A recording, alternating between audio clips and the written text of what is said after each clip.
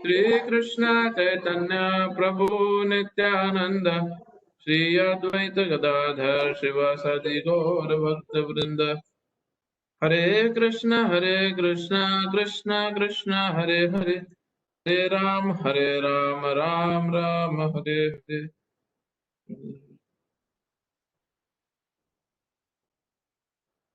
ओम विष्णुपदाय कृष्ण कृष्ण बुधले श्रीमते भक्ति वेदांत स्वामी निति नामिने नमस्ते सरस्वती देवे गौरवाणी प्रचारिणे निर्विशेष शून्यवादी पश्चात देश तारिणे। हरे कृष्ण। हरे कृष्णा प्रभु। मेरी आवाज आ रही प्रभु? हाँ, ओके प्रभु। बहुत ही स्पेशल दिन है कल का। इंडिया में कुछ स्टेट्स में जन्माष्टमी आज मना रहे हैं, बट वैष्णव कैलेंडर के हिसाब से जन्माष्टमी इंडिया में भी कल है और मेलबर्न में भी तिथि के हिसाब से कल पड़ रही है जन्माष्टमी। तो अच्छा है हमारे को क्लास एक जन्माष्टमी से पहले वाले दिन पे मिला, ताकि हमारे जन्माष्टमी जो कल एक्चुअली जन्माष्टमी है उसका मूड सेट हो सके और वी आर प्रिपेयर्ड बेसिकली। हम कॉन्शियसनेस वाइज और अपने एक्टिविटीज वाइज प्रिपेयर हो सके कल की जन्माष्टमी के लिए। और जिन जगह पे आज जन्माष्टमी मना रहे हैं, अगर वो फास्टिंग वगैरह व्रत वगैरह आज ही रख रहे हैं तो आज के पॉइंट ऑफ व्यू से आप ही सारा कुछ सुन सकते हो। तो बहुत इंटरेस्टिंग है कि जिस व्यक्ति से पूरी सृष्टि की रचना हुई है, जो व्यक्ति पूरी की पूरी सारे के सारे देवों का, ऋषियों मुनियों का, सारे सारे प्लैनेट्स का जो कारण है, जब वो व्यक्ति जन्म लेता है, हाँ, जब वो व्यक्ति जन्म लेता है तो वो बहुतों को तार के जाता है और बहुतों को कंफ्यूज करके जाता है। बहुतों को जब भगवान आते हैं अपनी लीला करने तो बहुतों का उद्धार करके जाते हैं, और जो असुर प्रवृत्ति के हैं उनको और कंफ्यूज करके चले जाते हैं। हाँ, तो भगवान भगवत गीता में बोलते हैं, ये श्लोक आता है कि परित्राणाय साधुना विनाशाय च दुष्कृताम धर्म संस्थापनार्थाय संभवामि युगे युगे। परित्राणाय साधुना, साधुओं को बचाने के लिए, उनका उद्धार के लिए, विनाशाय च दुष्कृतम, जो दुष्कृत हैं, जो असुरिक हैं, जो जो भगवान के पर्पस से अलग अपना जीवन बिताते हैं, उनका विनाश करने आता हूं। और तीसरी चीज किस लिए आते हैं भगवान? धर्म संस्थापना है, धर्म की स्थान स्थापना करने भगवान पुनः धर्म को वापस से एस्टैब्लिश करने के लिए भगवान आते हैं। और क्या कहते हैं? संभवामि युगे युगे, मैं आता हूं युग युग में। तो भगवान जो इतने बड़े पर्पस के लिए आ रहे हैं, जो इतना बड़ा उनका एजेंडा है, अभी इस पूरे के पूरी सृष्टि में हम देखेंगे, या तो व्यक्ति असुर प्रवृत्ति का है या देव प्रवृत्ति का है, या तो वो अच्छे स्वभाव का है या वो बुरे स्वभाव का है। तो भगवान प्रैक्टिकली इतने बड़े पर्पस के लिए आ रहे हैं कि वो हर किसी व्यक्ति के जीवन पे अपनी छाप छोड़ के जाने वाले हैं पूरी सृष्टि में। और जब वो व्यक्ति आता है तो वो एक बच्चे की तरह आता है, एक बच्चे की तरह लीला करता है, एक बच्चे की तरह ही अपने माता पिता सबको खुश करता है, उनकी जैसे एक छोटा बच्चा करता है। बट फिर भी जो उनका भगवत्व है, जो उनका गॉडहुडनेस है, जो उनका भगवान होने का जो जो रियलिटी है, वो उनसे कभी भी सेपरेट नहीं होता। ये बहुत इंपॉर्टेंट पॉइंट है समझने के लिए। अभी मुझे सुबह से कई मैसेजेस आ रहे हैं जन्माष्टमी विशेष के। तो कई मैसेजेस ऐसे हैं, नटखट माखन चोर आ गया वापस, जन्माष्टमी आ गई, और वो उन्होंने अच्छे भाव से लिखा है। और रास रसैया का वापस से जन्माष्टमी का महोत्सव है, आपको भी बहुत बहुत शुभकामनाएं। मुझे किसी ने थोड़े दिन पहले क्लिप भेजी, कोई बहुत वो फेमस मूवी थी थोड़े समय पहले, बाहुबली वगैरह, और उसमें वो क्लिप में था कि हीरो बोलता है कि जन्माष्टमी, अरे ये तो तुम औरतों का फेस्टिवल है। कि तुम इसमें नाच गाना कर लो, रंग रंग फेंक लो। और तो ये मैं इसलिए बोल रहा हूँ कि मैंने जब सुबह कुछ मैसेजेस रिसीव किए, जब जन्माष्टमी के कुछ मैसेजेस मैं पढ़ने लगा, तो उसमें जो भगवान की पोजीशन की ग्रेविटी है, हाँ, भगवान की पोजीशन की जो महानता है, वो दर्शाई नहीं जाती। जनरल पब्लिक उसके बारे में बात करती नहीं है और उनको पता भी नहीं है। भगवत गीता कहाँ पे सरपास करती है, कहाँ पे आगे जाती है इन इन भावुक प्लेटफॉर्म से, कि वो भगवान की जो एक्चुअल पोजीशन है, जो भगवान का जो सिद्धांत है, जो उनकी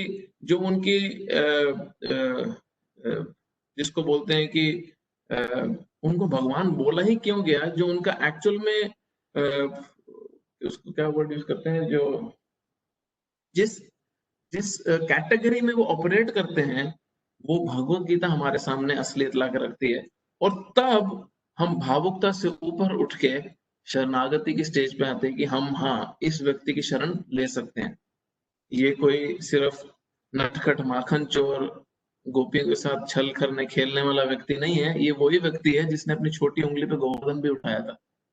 हाँ, ये वही व्यक्ति है जिसने ऐसे ऐसे असुरों को मारा जिनसे देवता भी डरते थे। हाँ, जिनको देवलोक भी देवगण भी हरा नहीं सके थे। ये ऐसे व्यक्ति का जन्म हुआ है जिसने जन्म लेते समय 4 भुजाओं में जन्म लिया और शंख चक्र गदा पद्मा के साथ जन्म लिया। और ये ऐसे व्यक्ति का फेस्टिवल है जिसकी सिर्फ इच्छा मात्र से, सिर्फ उनकी इच्छा होती है और अनंत कोटि ब्रह्मांड की रचना होती है और अनंत कोटि ब्रह्मांड की समाप्ति होती है। अब जब हम अनंत कोटि ब्रह्मांड बोलते हैं, अनलिमिटेड ब्रह्मांड, तो मैं आपके सामने कुछ विजुअलाइज कराना चाहता हूँ। आप सोचो प्लीज अपने अपने मन में, बहुत इंपॉर्टेंट है, क्योंकि हम पिछले चैप्टर्स में काफी डिटेल में ये डिस्कस कर रहे हैं कि कैसे कृष्ण भगवान है, कैसे वो सुप्रीम है, कैसे वो परम पुरुषोत्तम है। तो अभी आप सिर्फ अपने मन में विजुअलाइज करो। हम सबको मस्टर्ड सीड्स पता है, सरसों के जो बीज सीड्स होते हैं, जो खाने में कुकिंग में यूज होते हैं, ब्लैक ब्लैक या ब्राउन ब्राउन कलर के, हाँ, कितने छोटे छोटे होते हैं, एक हाथ में आपके कितने 100 आ जाते हैं। अब वो मस्टर्ड सीड्स, वो सरसों के जो सीड हैं, उसकी आप एक बड़ी सी बोरी अपने सामने विजुअलाइज करो, अपनी आंखों के सामने, अपने मन में। एक बहुत बड़ी बोरी है, बहुत बड़ी बोरी है, और उसमें गिनती तो करना इम्पॉसिबल है कि कितने मस्टर्ड सीड हैं उसके अंदर, सबसे पहली बात। अभी आपके सामने ये बहुत बड़ी मस्टर्ड सीड की बोरी पड़ी है, और वो मस्टर्ड सीड की बोरी में से आप एक मस्टर्ड सीड निकालो। वो जो मस्टर्ड सीड है, जो एक दाना है, तिल जो उसका सरसों का, वो एक दाने के अंदर 14 लोक हैं, जिसमें बीच में है भूलोक, उसके ऊपर है भूवरलोक, स्वर्गलोक, हाँ, महरलोक, जनलोक, तपलोक, सत्यलोक। और उस भूलोक के नीचे में है अतल, वितल, सुतल, तलातल, रसातल, महातल, पातल। ये एक एक मस्टर्ड सीड के अंदर है। अब वो ये 14 लोक हैं। अब जहां पे भूलोक है उसके ऊपर भूवर लोक है, फिर स्वर्ग लोक है। जो स्वर्ग लोक है, जो इस मस्टर्ड सीड के अंदर में जो हम 14 लोक देख रहे हैं, जो स्वर्ग लोक है, उसमें सारे 33 करोड़ देवी देवताओं के अपने अपने अपने प्लैनेट्स हैं, हाँ? ये अपने अपने अबोर्ड्स हैं, अपने अपने रहने की जगह हैं, जिसमें हेड उनके इंद्रदेव हैं। अब उससे नीचे आ जाओ थोड़ा, भूलोक में, जिसको अर्थ प्लैनेट भी बोला जाता है। अब उस अर्थ प्लैनेट में 7 कॉन्टिनेंट हैं, उसमें सैकड़ों कंट्रीज हैं। उसमें एक कंट्री हम उठा लेते हैं, इंडिया ले चाहे ऑस्ट्रेलिया ले, और उसमें कितनी स्टेट्स हैं, और उसमें कितनी ही सिटीज हैं, और उसमें कितनी ही गलियां हैं, घर हैं, लाखों करोड़ों लोग हैं। और वो करोड़ों लोग में से एक हम हैं। और अब आप अपने आप को उल्टा देखने की कोशिश करो, वो करोड़ों में से एक हम हैं, करोड़ लोग, सड़क, सिटी, स्टेट, कंट्री, कॉन्टिनेंट, अर्थ प्लैनेट, 14 लोग, और वो एक मस्टर्ड सीड बना। और ऐसे ही बोरी है पूरी की पूरी मस्टर्ड सीड की, जो भगवान की सिर्फ इच्छा मात्र से उनके शरीर के पोर से निकलती है और उनको फर्क भी नहीं पड़ता। और जब ये व्यक्ति जीव पे, बद्ध जीवों पे कृपा करके अवतरित होते हैं, अवतार लेते हैं अपना लीला करने, तो ये उनकी महानता अगर हमने नहीं समझी कि वो कितने बड़े हैं, तो हम उनको सिर्फ नटखट, माखन चोर, बाल गोपाल, कपड़े चुराने वाला, दूसरी की बीवियों के, रास रचने वाला, अपने मामा को मारने वाला, बैटलफील्ड से रण से भाग जाने वाला, हाँ, भाइयों को आपस में लड़वा देना, कुरुक्षेत्र का युद्ध करना, हम इसी दृष्टि से उस व्यक्ति को देखने की कोशिश करेंगे जो है कौन, हमारी इमेजिनेशन भी नहीं जा सकती कितने बड़े हैं वो। और जिस जिस भगवान की, प्लीज समझना पॉइंट, भगवान के जिस भगवान के जिस एक्सपेंशन से ये बोरी जो मस्टर्ड सीड के जो प्लैनेट्स, जो यूनिवर्सेस निकलते हैं, वो भगवान की 8वीं एक्सपेंशन है। भगवान की एक्सपेंशन की एक्सपेंशन की एक्सपेंशन की एक्सपेंशन की एक्सपेंशन की एक्सपेंशन है। भगवान से आगे आके महाविष्णु एक्सपैंड होते हैं। तो सोचो कृष्ण की पोजीशन है क्या। हम अपनी छोटे से ऐसे इस एरिया में नहीं समा पाएंगे भगवान की पोजीशन को। इसलिए भगवद गीता में भगवान क्या श्लोक बोलते हैं, जन्म कर्म च मे दिव्यम एवं यो वेति तत्वतः त्यक्त्वा देहम पुनर्जन्म नायति मामेति सो अर्जुन। जो मेरे जन्म और मेरे कर्म को समझ जाता है, जो मेरे जन्म और कर्म को ठीक तरीके से समझ जाता है, त्यक्त्वा देहम पुनर्जन्म, इस शरीर को छोड़ने के बाद वो वापस से दोबारा जन्म नहीं लेता। हाँ? अभी मैंने जो आपको पूरा डिटेल बताया, ये भगवान का जन्म अगर समझना है तो ये डिटेल समझना बहुत जरूरी है। हाँ? कि भगवान है कौन, वो क्या है, क्या पर्सनालिटी है वो। तो अब थोड़ा सा पास्ट टाइम जो भगवान की लीला हुई उस पे आते हैं कि कंस अपनी बहन देवकी को, जैसे कई भाई करते हैं, अभी तो गाड़ियों को धक्का मारने का फैशन आ गया कि जब बहन की डोली जाती है तो भाई गाड़ी को धक्का मारते हैं। और अभी भी कई बारी भाई बहन के साथ जाता है, एक रात बहन के घर पे पहले रात रुक के आता है कि उसको अकेला महसूस ना हो, या कुछ घंटे रुक के आता है। तो कंस भी वही सेम प्रथा निभा रहा था और खुद रथ चला रहा था नौकर की तरह अपनी बहन से प्यार में, और उनको वासुदेव और देवकी को रथ में बिठा के जो डोली थी उनकी लेके जा रहा था। अब जब कंस वो आकाशवाणी सुनता है, स्टोरी आप सबको पता होगी इसलिए मैं क्विकली बताऊंगा, जब कंस वो आकाशवाणी सुनता है कि यही तेरी बहन जिसको तू इतने प्यार से लेके जा रहा है, यही कारण बनेगी तेरी मृत्यु का, क्योंकि इसका 8वां पुत्र ही तेरी मृत्यु का कारण बनने वाला है। तो कंस जो इतना प्यार दिखा रहा था अपनी बहन के प्रति, बट स्वभाव से जो असुर था, हाँ, ये कैटेगरी है, ये भागवत में बहुत अच्छे से एक्सप्लेन किया है कि किस तरह हम समझ सकते हैं कि असुर, जो असुरिक प्रवृत्ति का व्यक्ति होता है उसको होता कैसा है उसका स्वभाव।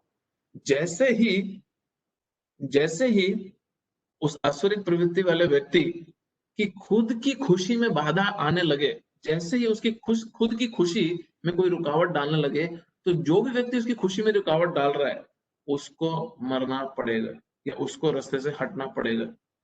अब कंस को जैसे ही ये पता चलता है कि उसकी बहन उसकी मृत्यु का कारण बनेगी, क्योंकि उसकी बहन की 8वीं संतान उसको मारने वाली है, तो जो इतने प्यार से सोचो अपने बहन की डोरी लेके जा रहा है, वो सीधा उसके बाल पकड़ता है, तलवार निकालता है और उसका गला काटने लगता है। इमेजिन।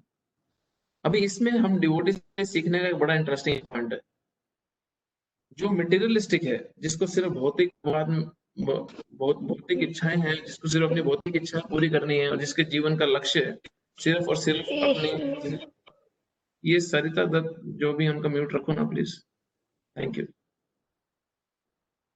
जो जो जो व्यक्ति की अपनी मटेरियल डिजायर जिनको पूरी करनी है, जिनको सिर्फ और सिर्फ अपनी इंद्रियों की तृप्ति पूरी करनी है, जब एक उस व्यक्ति के जीवन के गोल में कोई बाधा आती है उसके उसके सुख प्राप्ति के बीच में, तो वो कोई भी मर्जी हो, चाहे उसका रिश्तेदार हो, पति पत्नी हो, बच्चे हो, माता पिता हो, भाई बहन हो, दोस्त हो, सोसाइटी हो, पूरा कल्चर हो, रिलीजन हो, कुछ भी हो, वो उसको हटा देता है। उस व्यक्ति की खुशी के बीच में जो भी आएगा उसको वो हटा देगा। एक हम अपने जीवन में भी देखते हैं कि हमारे को अगर कोई खुशी प्राप्ति करनी है और जो भी उस खुशी को प्राप्त करने के बीच में जो भी व्यक्ति आ रहा है, हम कोशिश करते हैं येन केन प्रकारेण समहाउ और अदर उसको हटा देने का। अब हम उतना चाहे ना गिने कि हम उसको जान से मार दें, बट बहुत लोग वो भी करते हैं। ये तो हुआ एक भौतिकवादी व्यक्ति। अब एक भक्त जो है, जो भगवान से अपना रिश्ता स्थापित करना चाहते हैं, ये बड़े इंटरेस्टिंग कैटेगरी के लोग होते हैं। मेजॉरिटी हम भक्तों की क्या इश्यू रहता है कि हम वही सेम मेंटालिटी अपनी इंद्र तृप्ति के लिए तो रखते हैं कि जो भी मेरे सेंस एंजॉयमेंट के बीच में, मेरी इंद्र तृप्ति के बीच में आएगा, उसको मैं हटा दूंगा। गुस्से से, प्यार से, डिप्लोमेसी से, पॉलिटिक्स से, कैसे भी करके उसको अपने रास्ते से हटा दूंगा, मेरे को मेरी खुशी चाहिए। बट वही व्यक्ति जब भगवान से अपना रिश्ता पुनः स्थापित करने जा रहा होता है, तो वो रिश्ते के बीच में अगर कोई आता है, तो वो उसको हटाता ही नहीं है। वो उसको हटाता ही नहीं है। क्यों नहीं हटाता? क्यों? क्योंकि उसको उतना दृढ़ विश्वास नहीं रहता कि ये रिलेशन मेरे लिए बहुत इंपॉर्टेंट है। अब सपोज किसी लड़के को या किसी लड़की को, किसी लड़के या लड़की से प्यार हो जाए, तो वो माता पिता से आके बहुत सारी स्टोरी सुनाता है, बहुत सारे इधर उधर की कहानी सुनाएगा उनको असली में बताने की, हाँ ये लड़की मुझे पसंद है, और क्या क्या तरीके अपनाएगा। और सपोज माता पिता उसके पूरी तरह से उसको डांट माट फटकार के मना कर दें, अगर तो वो बच्चा माता पिता की परवाह करता है, चिंता करता है, तो वो समझ जाएगा। बट अगर वो उस लड़की से बहुत प्यार करता है, तो फिर भी माता पिता को समझाता रहेगा, समझाता रहेगा, समझाता रहेगा। बट कोशिश करेगा किसी तरह जो गोल उसको प्राप्त करना है, उसको उसको उसके बीच में कुछ भी चीज आ रही है उसको हटाए। हम भक्त अपने जीवन में ये देखने चाहिए कि हमारे जीवन में हम एक फोन नहीं हटा सकते जो हमारे और हमारे भगवान के बीच में है। हम अपनी कोई बुरी आदत नहीं हटा सकते जो हमारे और हमारे भगवान के बीच में आ रहा है। हमारे और हमारे भगवान के बीच में अगर कोई गलत दोस्तों की संगति आ रही है, हम उसको नहीं हटा सकते। हम हटाएंगे क्या? हम तो और गलत गलत संगति ले आते हैं, और फोन में और नए नए एप्लीकेशन गेम्स डाउनलोड करते हैं, यूट्यूब, फेसबुक, क्या इंस्टाग्राम, सब ट्विटर, सब पे ज्यादा समय बिताते हैं, और पॉलिटिक्स को जीवन लाते हैं। हम तो सारी की सारी चीजें हमारे और हमारे भगवान के बीच में आके खड़ा कर देते हैं, और क्या उम्मीद करते हैं कि हम भगवान से पुनः रिश्ता अपना स्थापित कर सके। तो तो कंस जो प्योर मटेरियलिस्ट था, पूर्ण रूप से भौतिकवादी था, उसको जो भी उसकी खुशी के बीच में आने वाला था, चाहे उसकी बहन थी, उसने हटाने की कोशिश की। बट देवकी के पति जो वासुदेव थे, वो बहुत इंटेलिजेंट थे, क्योंकि वो भी क्षत्रिय थे, डिप्लोमेट थे। उन्होंने उसी समय उसको प्रपोजल दिया कंस को कि तू क्यों मार रहा है अपनी पत्नी को? तेरी पत्नी से थोड़ी ना तेरे को डर है, तेरे को तो डर है तेरी पत्नी के बच्चे से। तो मैं तेरे को प्रॉमिस करता हूँ। और वासुदेव बहुत पॉपुलर थे अपने वचनों को लेके। तो वसुदेव ने जब प्रॉमिस किया कि मैं तुम्हारे को बच्चा लाके दूंगा, तो कंस का इतना फेथ था वसुदेव पे कि उसने मान लिया, हाँ तू लाके देगा क्योंकि तू बोल रहा है। अब जब पहला पुत्र हुआ, पहला बच्चा हुआ, तो तब तक कंस ने उनको जेल में बंदी नहीं बनाया था। तब तक वो अपने महल में थे और कैद में थे। महल के अंदर थे, नॉर्मल राजा रह रहे थे कंस की निगरानी में। जब उसने लाके पहला बच्चा दिया, तो इमेजिन करो, कंस जो एक असुरिक प्रवृत्ति का राक्षस था, उसका भी मन पिघल गया। और वो बोला वसुदेव को कि नहीं नहीं, मुझे पहले बच्चे से क्या दुख है, क्या तकलीफ है, मेरे को तो 8वें बच्चे की प्रॉब्लम है ना, तो तुम ले जाओ पहले बच्चे को। हाँ, इससे मुझे कोई खतरा नहीं है। क्योंकि मामा था वो, हाँ, बच्चे का मामा था, उसका भी प्यार था बच्चे के प्रति, बट उसको अपनी खुशी के बीच में कोई भी नहीं चाहिए था। बट फिर भी उसने भेज दिया। अब नारद मुनि ने जब ये देखा, तो यहाँ पे स्टोरी में ट्विस्ट आता है। जब नारद मुनि ने देखा कि अरे तो कंस क्या कर रहा है, कंस ने तो बच्चा ही वापस भेज दिया, अभी पहला बच्चा हुआ है, फिर माता पिता उसको पालेंगे पोसेंगे, फिर दूसरा बच्चा होगा, फिर तीसरा, तो कब 8वां होगा और कब कृष्ण आएंगे? तो नारद मुनि सिर्फ भगवान की लीला के स्पीड बढ़ाने, कि भगवान जल्दी आए अपनी लीला करने, कंस के पास पहुंच गए। अब नारद मुनि जब कंस के पास गए, तो नारद मुनि ने कंस को एक बड़ा अच्छा एग्जाम्पल दिया। नारद मुनि कंस को बोलते हैं कि तूने बच्चा वापस क्यों भेज दिया, मारा क्यों नहीं? बोले तो पहला बच्चा है ना, मेरे को तो 8वें से प्रॉब्लम है। तो नारद मुनि ने एग्जाम्पल दिया कि अगर तुम एक फ्लावर लेते हो और उस पे 8 लोटस की पेटल्स हैं सपोज, तो तुम बता सकते हो पहली कौन सी और 8वीं कौन सी है? कंस बोला नहीं मैं नहीं बता सकता, क्योंकि यहाँ से भी शुरू करोगे तो भी 8वीं आ जाएगी, कहीं से भी आप शुरू करोगे तो कोई भी पेटल 8वीं बन सकती है, कोई भी पंखुड़ी 8वीं नंबर की हो सकती है। तो नारद मुनि ने कंस को ट्रिक कर दिया ये बोल के कि भैया विष्णु तेरे को चीट कर देगा, कौन सा बच्चा 8वां है कौन सा पहला, सब मिक्स हो जाएगा, तेरे को समझ नहीं आएगा। तो कंस को दिखा वापस से कि अरे मेरी खुशी में बाधा आएगी, तो फिर वो गया, फिर उसने उनको बंदी बनाया, फिर उसने एक के बाद एक पहले 6 बच्चे मारे पटक के दीवार पे। अब 7वें बच्चे जो थे वो थे बलराम जी। हाँ, बलराम जी जो बलराम, इसमें बड़ा एक इम्पोर्टेंट प्रिंसिपल आने वाला है। अब बलराम जी थे, वो कृष्ण से पहले आए देवकी के गर्भ में, और बलराम जी हम सब जानते हैं कि देवकी के गर्भ से उनको शिफ्ट कर दिया था रोहिणी के गर्भ में, जहाँ पे कृष्ण मथुरा में थे, गोकुल में थे, आने वाले थे, जहाँ नंद नंद महाराज और यशोदा माई थे, और रोहिणी उनके साथ रह रही थी।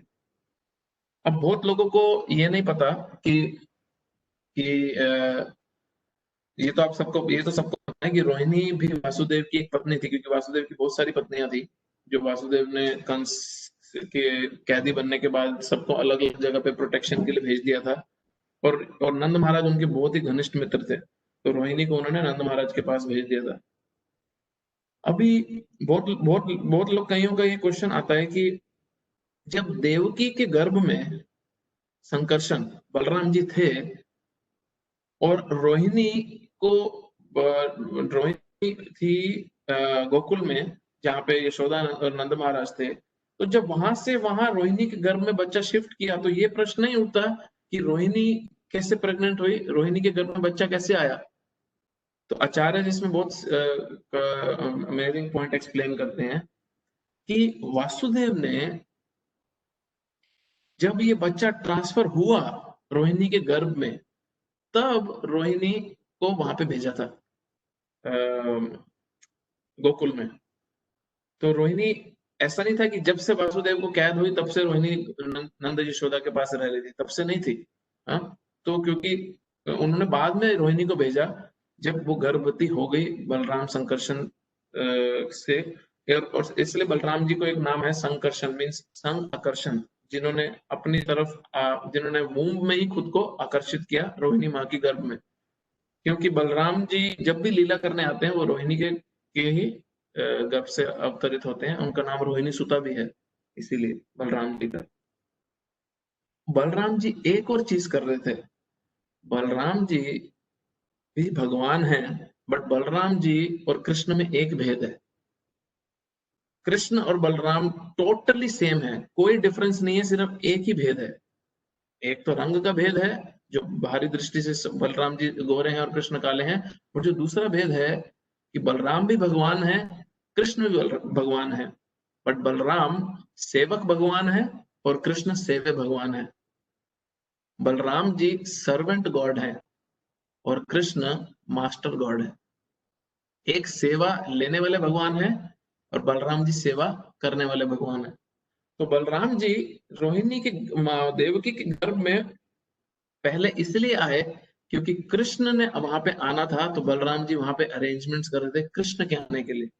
हाँ, तो तो इससे एक बड़ा इंपॉर्टेंट पॉइंट ये मिलता है कि क्योंकि बलराम जी गुरु तत्व को भी करते हैं, रेफर करते हैं, बलराम जी से ही गुरु तत्व कनेक्टेड है। तो हमारे हृदय में, हमारे जीवन में कृष्ण तभी आ सकते हैं जब जब वहां पे बलराम या गुरु की ऑलरेडी एक पोजीशन हो, और उन्होंने हमारे हृदय को उतना पवित्र कर दिया हो उनकी इंस्ट्रक्शन से, उनकी सेवा से, तब कृष्ण वहां पे विराजमान होंगे हमारे हृदय में, खुद भी हमारे जीवन में भी। तब कृष्ण जब देवकी के गर्भ में आए, तो बलराम जी के समय तो क्या हुआ कि सबको पता चला देवकी के गर्भ में 7वां बच्चा आया। कंस प्रिपेयर हो रहा था कि जैसे बच्चा पैदा होगा मैं बच्चे को मार दूंगा। आप ये सोचो कंस का कितना फेथ था वसुदेव पे कि वो देवकी को नहीं मार रहा था कि ना होगी देवकी ना होगा बच्चा, क्योंकि वासुदेव ऑलरेडी हर बच्चा जाके कंस को दे देता था, क्योंकि उसने वचन दिया था अपने मुंह से। तो माँ का सोचो, पिता का सोचो, किस तरह वो करते थे। बट उसमें एक बैकग्राउंड स्टोरी भी है कि जो 6 बच्चे पहले मरे उनको श्राप मिला हुआ था और उनको श्राप के कारण उनको ये सिचुएशन से गुजरना पड़ा। उस स्टोरी में हम डिटेल में नहीं जाएंगे। तो अब जब कृष्ण देवकी के गर्भ में आए, जिस तरह वो देवकी के गर्भ में आए, वो अपने आप में जानना ही बहुत ही इंटरेस्टिंग है कि किस तरह कृष्ण देवकी के गर्भ में आते हैं। कृष्ण आम बच्चे की तरह, जैसे मैन और वुमेन उनका जब यूनाइट होते हैं, संभोग होता है, तो बच्चे की उत्पत्ति होती है, उस तरह कृष्ण नहीं आए। वासुदेव की चेतना में, हाँ, वसुदेव की चेतना में पहले तो भगवान आए, क्योंकि वसुदेव की पूरी चेतना कृष्णमय है। फिर वसुदेव की चेतना से देवकी की चेतना में कृष्ण गए, और देवकी की चेतना से देवकी के गर्भ में कृष्ण गए। बहुत इंपॉर्टेंट पॉइंट है कि जब हमारी कॉन्शियसनेस कृष्णमय हो, तब कृष्ण हमारे जीवन में पूर्ण रूप से आते हैं। ये सिमिलर चीज हम भागवतम के चौथे स्कंद में देखते हैं, दक्ष प्रजापति की स्टोरी में, जब दक्ष ने शिव जी का बहुत अपमान किया, और जिसमें सती अपने आप शरीर त्यागती क्योंकि उनके पति का अपमान किया उनके पिता ने। वो स्टोरी अगर आप लोगों को पता है तो हुआ क्या कि दक्ष प्रजापति असेंबली में आए, और दक्ष बहुत बड़ा यज्ञ कर रहे थे। दक्ष प्रजापति हैं, प्रजापति में वो होते हैं जो पॉपुलेशन बढ़ाते हैं यूनिवर्स की। तो वहां पे शिव जी थे, ब्रह्मा जी थे, सारे देवी देवता सब थे, बहुत बड़े बड़े महान लोग आए होते, सब ऋषि मुनि आए होते। तो जब दक्ष एंटर करे सभा में, तो सबने खड़े होके दक्ष का सत्कार किया, आदर सत्कार किया, बट शिव जी नहीं खड़े हुए। ब्रह्मा जी तो खड़े होने नहीं थे क्योंकि दक्ष के पिता है वो, बट शिव जी भी खड़े नहीं हुए। अब ये देख के दक्ष को बहुत क्रोध आया कि एक तो तू मेरा दामाद, ऊपर से तू भूत पिशाचों के साथ रहता है, ऊपर से तू कब्रिस्तान में रहता है, राख अपने शरीर में मल के रहता है, एकदम गिरा हुआ तू, और तू मेरे आने पे खड़ा नहीं हुआ। दक्ष अपनी घमंड में, और दक्ष ने शिव जी की बहुत बेइज्जती करी वहां पे। तो बाद में शिव जी से पूछा, ब्रह्मा जी ने शायद पूछा कि तुम्हारे को बुरा नहीं लगा कि तुम्हारी दक्ष ने इतनी निंदा करी? तो शिव जी बहुत इंटरेस्टिंग एक पॉइंट बोलते हैं जो नोट करने वाला है। शिव जी बोले कि मेरी जो कॉन्शियसनेस है, जो मेरी चेतना है, वो पूर्ण रूप से वासुदेव है। मेरी कॉन्शियसनेस ही वासुदेव है। मैं इतना कृष्णा कॉन्शियस हूँ, शिव जी बोले, मैं इतना कृष्णा भावना भावित हूँ कि मेरी चेतना ही पूर्ण रूप से वासुदेव की तरह हो गई। वासुदेव है तो मुझे फर्क नहीं पड़ता ये सब चीजों से। तो वो सिमिलर, जो अब वासुदेव और वसुदेव में फर्क है। कृष्ण को नाम वासुदेव इसलिए किया क्योंकि उनके पिता वसुदेव थे। तो वसु वासु, इट्स मिक्स मत होना, कंफ्यूज ना हो आप वर्ड्स में। तो वसुदेव की चेतना से कृष्ण जब देवकी की चेतना से गर्भ में आते हैं, तो इतना प्रकाश हुआ कि पूरे के पूरे जेल को पता चल गया कि 8वीं संतान आ गई है, भागे सब कंस को बताने। और वही पीरियड में जब कृष्ण अब प्रकट हुए, तो भगवान 4 भुजा के साथ हुए, विष्णु रूप में हुए। और फिर मैंने जो पहले भी बताया, मैं ज्यादा रिपीट नहीं करूंगा उसको, फिर भगवान बच्चे के रूप में आते हैं। वो भी क्यों? क्योंकि अपने माता पिता के प्रेम के कारण वो देख रहे हैं कि विष्णु स्वयं आए हैं, और उनका प्यार इतना ओवर पावर कर गया उनको कि वो बोले कि तुम बच्चे बन जाओ, बच्चे बन जाओ, तुम्हारे को कंस मार देगा, तुम अपनी अपनी जो तुम्हारी रियलिटी है उसको छुपाओ, उसको छुपाओ। और भगवान स्माइल करते करते छोटे से बच्चे बन गए, और छोटे बच्चे की तरह खेलने कूदने लगे। और फिर हम सबको स्टोरी पता है कैसे सारे सैनिक सो गए, और किस तरह वसुदेव कृष्ण को अपने सर पे बिठा के यमुना पार करके, और यमुना माँ ने भी उनको रास्ता दिया, और जाके नंद महाराज के पास रख के आए। और वहीं पे नंद महाराज जो यशोदा माई की जो पुत्री हुई थी, उनको लेके वापस आए। और वो पुत्री कोई और नहीं, योग माया स्वयं थी, जिसको भागवत बताती है, बहुत 5000 साल पहले भागवत लिखी गई है, बहुत इंटरेस्टिंग भागवत बताती है कि जब कंस ने वो 8वीं संतान बच्ची को मारने की कोशिश करी, और वो आसमान में जाके जो योग माया का जो 10 भुजाओं वाले दुर्गा रूप उन्होंने दिखाया, भागवत बोलती कि उस दिन से दुर्गा बहुत अलग अलग नामों में दुर्गा देवी की स्तुति होनी शुरू हुई। तो ये कृष्ण ने जो ये अपीयरेंस है भगवान का, ये जो भगवान ने जन्म लिया, सबसे पहली बात तो जन्म शब्द ही अलग है, गलत है। इस जन्माष्टमी में इसको बोलते हैं क्योंकि भगवान जन्म नहीं लेते, भगवान अवतरित होते हैं। बट फिर भी क्योंकि उन्होंने जन्म मनुष्य की तरह ही लिया, क्योंकि भगवान अपनी नर लीला कर रहे हैं, फिर भी नर लीला करते करते वो ये दिखा देते कि वो नर के साथ नारायण भी कैसे हैं। अपने नर लीला करते हुए भगवान नारायण स्वरूप कैसे हैं। ये बहुत इंपॉर्टेंट है ये समझना कि अभी हम हर जन्माष्टमी पे कृष्ण की स्टोरीज तो बहुत सुन लेंगे, बट कृष्ण तत्व जो है वो समझना बहुत ही इंपॉर्टेंट है। क्योंकि अगर तो हमने ये तत्व समझ लिया, science of Krishna, science of God अगर हमने समझ लिया, तो हमारा जो अप्रोच है भगवान की तरफ वो शरणागति का ऑटोमेटिकली होने लगेगा। नहीं तो वो सिर्फ एक सेंटिमेंट रहेगा और मोरो तो गिरधर गोपाल दूसरों न कोई, मारो माखन चोर मारे माखन गोपाल, मुझे बड़ा क्यूट लगते हैं कृष्णा, और हम उसी में रहेंगे। फिर हमारे बच्चे होंगे, हम उसको कृष्णा बनाएंगे जन्माष्टमी पे, बेटी होगी हम उसको राधा रानी बनाएंगे। हमें समझेगा नहीं कि हम किससे डील कर रहे हैं और कौन है ये पर्सनालिटी, है ना, कौन है पर्सनालिटी। इसलिए मैंने आपको शुरुआत में बताया, आप सिर्फ वो एग्जाम्पल याद रख लोगे ना, उतने में हम हाथ जोड़ के भगवान के सामने खड़े हो जाएंगे। अच्छा, मस्टर्ड सीड में एक, सीड के अंदर 14 प्लैनेट में एक, अर्थ में एक, करोड़ों अरबों खरबों में एक में।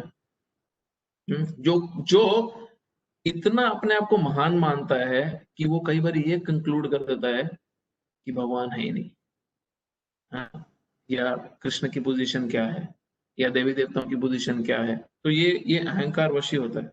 तो अब हम जाते हैं भगवत गीता के 10वें अध्याय के 8वें श्लोक पे, क्योंकि वो इतना क्लियर, इतना डायरेक्ट है आज के हमारे पॉइंट से जो हम जन्माष्टमी पे डिस्कस कर रहे हैं।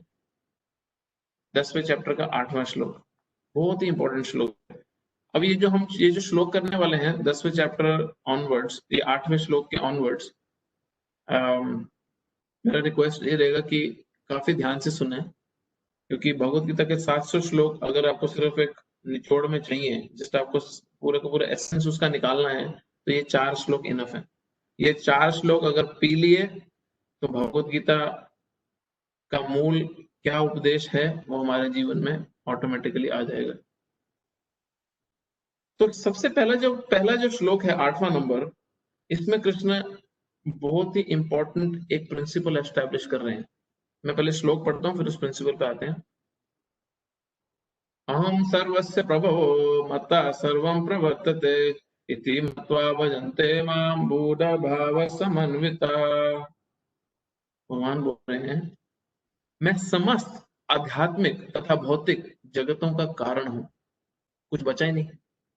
सारे स्पिरिचुअल और मटेरियल वर्ल्ड भगवान बोल रहे हैं मुझसे आ रहे हैं, तो बचा ही क्या, पूरी की पूरी सृष्टि खत्म हो गई। प्रत्येक वस्तु मुझ ही से उद्भूत है। जो बुद्धिमान ये भली भांति जानते हैं वे मेरी प्रेमा भक्ति में लगते हैं तथा हृदय से पूरी तरह मेरी पूजा में तत्पर होते हैं।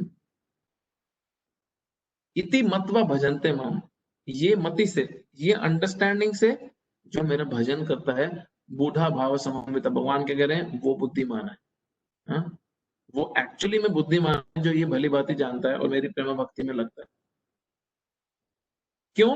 क्योंकि मैं सारे के सारे सृष्टि, आध्यात्मिक और भौतिक सारे जगत का कारण मैं हूं। अहम सर्वस्व, सर्वस्व मीन्स एवरीथिंग, कुछ बचा ही नहीं। कुछ बचा ही नहीं, कुछ छोड़ा नहीं भगवान ने। तो अभी इस श्लोक में कृष्ण एक चीज बहुत इंपॉर्टेंट कर रहे हैं, और वो ये है कि अगर किसी भी व्यक्ति को किसी दूसरे व्यक्ति से अगर एक कनेक्शन बनाना है, अगर दूसरे व्यक्ति को अपने जीवन में लाना है, तो सबसे पहली चीज उसको क्या करनी पड़ेगी, उससे रिलेशनशिप बनाना पड़ेगा। हाँ, उससे संबंध स्थापित करना पड़ेगा। और उससे संबंध स्थापित करने का मतलब क्या है कि आपको किसी से भी अगर रिलेशनशिप बनाना है, तो सबसे जरूरी अगर कुछ है तो वो ये है कि सामने वाले के बारे में आप जानते हो। अगर आप सामने वाले के बारे में नहीं जानते तो आपका रिलेशनशिप बहुत ही बुरे हाल में रहने वाला है और वो बहुत ही बुरी गति प्राप्त करेगा। सपोज आप इमेजिन करो कि एक हस्बैंड वाइफ के रिलेशन में हस्बैंड को पता ही नहीं है मेरी वाइफ का स्वभाव क्या है, या वाइफ को पता ही नहीं है कि मेरे हस्बैंड का स्वभाव है क्या, पता ही नहीं है। उसको ना आदत पता है, ना नेचर पता है, ना अच्छा क्या लगता है पता है, ना बुरा क्या लगता है पता है। आपस में एक दूसरे को पता ही नहीं है, उसके बारे में जानते ही नहीं है। तो सोचो वो रिलेशनशिप में होगा क्या, उस रिलेशन का हाल क्या होगा। उस रिलेशन का हाल वही होगा जो दो अनजान व्यक्ति किसी ना किसी तरह साथ में आ गए और एक दूसरे का शोषण करने की कोशिश कर रहे हैं और अपनी अपनी इंद्रियों को सेटिस्फाई करने की कोशिश कर रहे हैं। और भौतिकवादी व्यक्ति का क्या स्वभाव होता है? बहुत बारी हमारा क्या स्वभाव होता है? मेरी इंद्र तृप्ति के बीच में जो भी आएगा उसको हटना पड़ेगा। तो जब तुम सामने वाले को जानते नहीं हो, स्वभाव तुम्हारा सिर्फ शोषण करने का है, अपनी इंजॉयमेंट का है, तो क्या होगा उसमें? होगा क्या? वो संबंध कभी स्थापित ही नहीं होगा। तो कृष्ण इसलिए सबसे पहले अपने बारे में बता रहे हैं, अपनी पोजीशन बता रहे हैं। एक जगह बड़ा अच्छा भगवान बोलते हैं कि जीवेर मायर बद्ध नाहिर स्मृति ज्ञान जीवेर कृपा कहला कृष्ण वेद पुराण। जीव लिविंग एंटिटी हम तो माया की चपेट में पूरी तरह फंसे हुए हैं, पूरी तरह बंधे हुए हैं। हाँ, ना ही स्मृति ज्ञान, हमारे को स्मृति भी नहीं है, हमारे को कोई ज्ञान भी नहीं है कि हमारी पोजीशन है क्या, हमारा रिलेशनशिप भगवान से है क्या, हमारी पोजीशन है क्या। जीवे कृपा कहिला कृष्ण वेद पुराण, हम पे कृपा करके भगवान ने वेद पुराण दिए। किस लिए? किस लिए भगवान ने अपने बारे में हमें बताया? हम पे कृपा करके कि तुम मूर्ख बद्ध जीव यहाँ से निकल ही तभी पाओगे जब तक मैं अपने बारे में नहीं बताऊंगा। तुम्हारा कोई होप ही नहीं है, तुम होपलेस है, हम होपलेस हैं। अगर भगवान हमारे अपने बारे में हमें नहीं बताते, सोचो भगवत गीता की प्योर टीचिंग्स अगर नहीं होती तो हम धर्म की ऐसी खिचड़ी में फंसे होते हैं कि समझ ही नहीं आता कि भैया इसकी रेसिपी क्या है, उसके इंग्रेडिएंट्स क्या है, और हमें चाहिए क्या और हमें जाना क्या है। भगवत गीता इतना सटीक, इतना क्लियर है, ये भगवान की कृपा द्वारा है। सोचो अगर भागवत नहीं होती जिसमें सिर्फ और सिर्फ शुद्ध भक्ति के बारे में बात करी गई है, अगर बाकी पुराण नहीं होते तो भगवान की लीला हमारे को पता नहीं चलती। तो जीवे कृपा कहिला कृष्ण वेद पुराण, जीवों पे कृपा करके भगवान ने वेद पुराण कहे हैं। तो भगवान अपने बारे में इस श्लोक में जो बता रहे हैं वो यही इसीलिए बता रहे हैं कि तुम्हारे को अगर मुझसे रिलेशनशिप डेवलप करना है, एक संबंध स्थापित करना है, तो पहले मेरे बारे में समझ लो, जान लो मैं हूं कौन। तो तात्पर्य में हम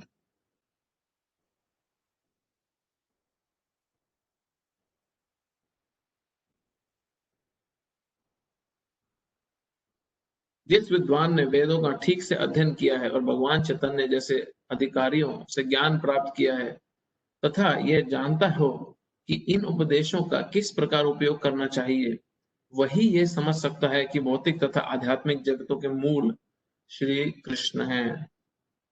एक्चुअली मुझे एक देवानंद स्वामी की बड़ी अच्छी बात याद आ गई। देवानंद स्वामी बोलते हैं कि जिस व्यक्ति को ये पता हो कि भगवान की डेफिनेशन है क्या, भगवान बोला किसको जा सकता है। हाँ, अगर आप इस बारे में सोचोगे ना, आप अमेज हो जाओगे कितना सॉलिड पॉइंट है ये। कि अगर आपको सिर्फ ये पता चल जाए कि भगवान को, किसको भगवान की श्रेणी में रखा जा सकता है। हाँ, भगवान भगवान के अगर उपाधि किसी को देनी है, परम पुरुषोत्तम भगवान की, गॉड की, तो वो उसमें क्या क्या रिक्वायरमेंट्स चाहिए, क्या चेकलिस्ट है, अगर किसी को सिर्फ इतना समझ जाए तो उसके लिए कृष्ण को भगवान मानना आसान हो जाएगा, क्योंकि कृष्ण ही सिर्फ वो चेकलिस्ट क्लियर कर पाते हैं और कोई पर्सनालिटी इस चेकलिस्ट को क्लियर करता ही नहीं है। देवानंद स्वामी बोलते हैं, वो बोलते हैं कि सिर्फ तुम्हें अगर डेफिनेशन समझ जाए, गॉड की डेफिनेशन क्या है, तो तुम्हें कृष्ण को भगवान मानने में तकलीफ नहीं होगी। नहीं तो तुम बहुत सी भ्रांति में फंसे रहोगे, बहुत से भावुक विचारों में फंसे रहोगे, जो कथा इधर उधर से बचपन से सुनी रखी है उन सब में अटके फंसे रहोगे, जब तक ये शास्त्रों को अच्छे से अध्ययन नहीं करोगे और भगवान की डेफिनेशन क्या है वो नहीं समझोगे। इस प्रकार के ज्ञान से भगवत भक्ति में स्थिर हो जाता है। वह व्यर्थ ही टीकाओं से या मूर्खों के द्वारा कभी पथभ्रष्ट नहीं होता।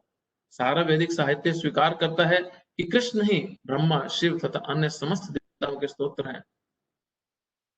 अर्थवेद गोपालतापनी उपनिषद कहा गया है, यो ब्राह्मणी विद्याति पूर्व यो एव वेदांश काप्यति स्म कृष्ण। प्रारंभ में कृष्ण ने ब्रह्म को वेदों का ज्ञान प्रदान किया और उन्होंने भूतकाल में भी वैदिक ज्ञान का प्रचार किया। पुनः नारायण उपनिषद में कहा गया है, अतः पुरुषो वै नारायणो वकामयात् प्रजा सृजेत जयते। तब भगवान ने जीवों की सृष्टि करनी चाहिए। उपनिषदों में आगे भी कहा गया है, नारायणात् ब्रह्म जायते, नारायणात् प्रजापति प्रजायते, नारायणात् इंद्रो जायते, नारायणात् दृष्टो वसवो जायन्ते, नारायणात् देकादश रुद्र जायन्ते, नारायणात् अद्वादित्य नारायण से ब्रह्म उत्पन्न होते हैं, नारायण से प्रजापति उत्पन्न होते हैं, नारायण से इंद्र और 8 वसु उत्पन्न होते हैं, नारायण से ही 11 रुद्र मतलब शिव जी उसमें से एक रुद्र में से एक होते हैं 11 में से, तथा 12 आदित्य उत्पन्न होते हैं। ये नारायण कृष्ण के ही अंश हैं। वेदों का अभी इसमें अब आप देखोगे ये परपोर्ट में, ये तात्पर्य में प्रभुपाद जी एक भी रेफरेंस भगवत गीता और भागवतम से नहीं दे रहे कृष्ण की पोजीशन को एस्टैब्लिश करने के लिए। वो एक भी रेफरेंस नहीं दे रहे भगवत गीता भागवत से, वो सिर्फ पुराणों और उपनिषदों को कोट करेंगे जो वेदों का पार्ट है। डायरेक्ट वेद को कोट कर रहे हैं जहां पे भगवान की पोजीशन को बहुत ही सटीक तरीके से एक्सप्लेन किया है। वेदों का ही कथन है, ब्राह्मण ने देव की पुत्र कृष्ण ही भगवान है नारायण उपनिषद में। तब यह कहा गया, एको वो आसीन ब्रह्मा न ईशानो नापो न ग्रीष्मो नेमे धावा पृथ्वी न नक्षत्राणि न सूर्य। सृष्टि के प्रारंभ में केवल भगवान नारायण थे, न ब्रह्मा थे, न शिव, न अग्नि थी, न चंद्रमा, न नक्षत्र, न सूर्य। महाउपनिषद में यह भी कहा गया है कि शिव जी परमेश्वर के मस्तक से उत्पन्न हुए। अतः वेदों का कहना है कि ब्रह्म तथा शिव के सत्रष्ट भगवान ही पूजा की जानी चाहिए। मोक्ष धर्म में कृष्ण कहते हैं, मैंने ही प्रजापतियों को, शिव तथा अन्य को उत्पन्न किया, किंतु वे मेरी माया से मोहित होने के कारण, ये क्या पॉइंट है, मैंने ही शिव तथा अन्य प्रजापतियों को उत्पन्न किया, किंतु वो मेरी ही माया से मोहित होने के कारण ये नहीं जानते कि मैंने ही उन्हें उत्पन्न किया है। वराह पुराण में भी कहा गया है, नारायण भगवान है जिनसे ब्रह्मा उत्पन्न हुए, फिर ब्रह्मा से शिव उत्पन्न हुए। भगवान कृष्ण समस्त उत्पत्तियों के स्तोत्र हैं और वह सर्व कारण कहलाते हैं। वह स्वयं कहते हैं, क्योंकि सारी वस्तुएं मुझसे उत्पन्न हैं, अतः मैं सबों का मूल कारण हूं। सारी वस्तुएं मेरे अधीन हैं, मेरे ऊपर कोई भी नहीं है। कृष्ण से बढ़कर कोई परम नियंता नहीं है। जो व्यक्ति प्रामाणिक गुरु से या वैदिक साहित्य से इस प्रकार कृष्ण को जान लेता है, वह अपनी सारी शक्ति कृष्ण भावनामृत में लगाता है और सचमुच विद्वान पुरुष बन जाता है। उसकी तुलना में अन्य लोग जो कृष्ण को ठीक से नहीं जानते, मात्र मूर्ख सिद्ध होते हैं। केवल मूर्ख ही कृष्ण को सामान्य व्यक्ति समझेगा। कृष्ण भावना भावित व्यक्ति को चाहिए कि कभी मूर्खों द्वारा मोहित ना हो, उसे भगवत गीता की समस्त अप्रामाणिक टीकाओं एवं व्याख्याओं से दूर रहना चाहिए और दृढ़ता पूर्वक कृष्ण भावनामृत में अग्रसर होना चाहिए। अभी सिंपल इसका निचोड़ ये है कि अगर कोई भगवान की भक्ति नहीं कर रहा, अगर कोई कृष्ण की भक्ति में नहीं लगा, इसका मतलब यही है कि उसको कृष्ण तत्व नहीं समझा। कोई व्यक्ति ये नहीं बोल सकता कि मैं कृष्ण तत्व भी समझ गया हूं और मैं कृष्ण की भक्ति नहीं करूंगा। अगर तो उसको समझा है तो नेचुरली भगवान की भक्ति में लगेगा, अनलेस उसको कुछ प्रॉब्लम है ऊपर। तो अब आप देखेंगे कि प्रभुपाद जी ने कितना सही तरीके से कृष्ण की पोजीशन को एस्टैब्लिश किया। थोड़ा सा आपको बैकग्राउंड दे देता हूं कि 1900s में जब ब्रिटिश रूल इंडिया में काफी स्ट्रांग चल रहा था, एक्चुअली लेट 1800s में के करीब, भगवत गीता भागवत की टीचिंग्स, स्पेशली भक्ति जो प्रॉपर भक्ति, जो चैतन्य महाप्रभु की लाइन से भक्ति चली आ रही है, उसकी बहुत निंदा की जाती थी। क्योंकि कुछ 100 साल पहले से जब से वैष्णव भक्तों ने, वैष्णव आचार्यों ने, भगवान के बहुत ही प्योर शुद्ध भक्तों ने प्रचार ना करके अपने भजन पे ध्यान ज्यादा देने लगे और प्रचार करने के लिए कोई भगवान का महान आचार्य प्रकट नहीं था। बस प्रकट तो एक सेकंड में चार्जिंग पे लगा लूंगा लैपटॉप।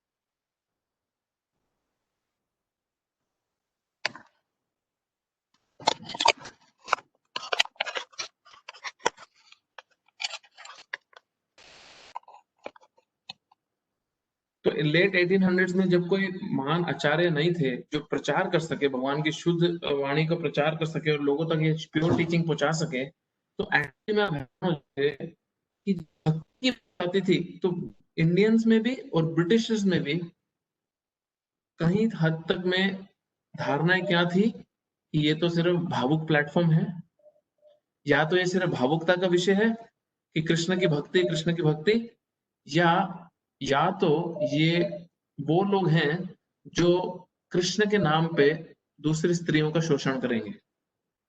तो बेसिकली इसको बहुत ही निचले स्तर पे लाके सोसाइटी में खड़ा कर दिया था ये भगवत गीता की प्योर टीचिंग्स को।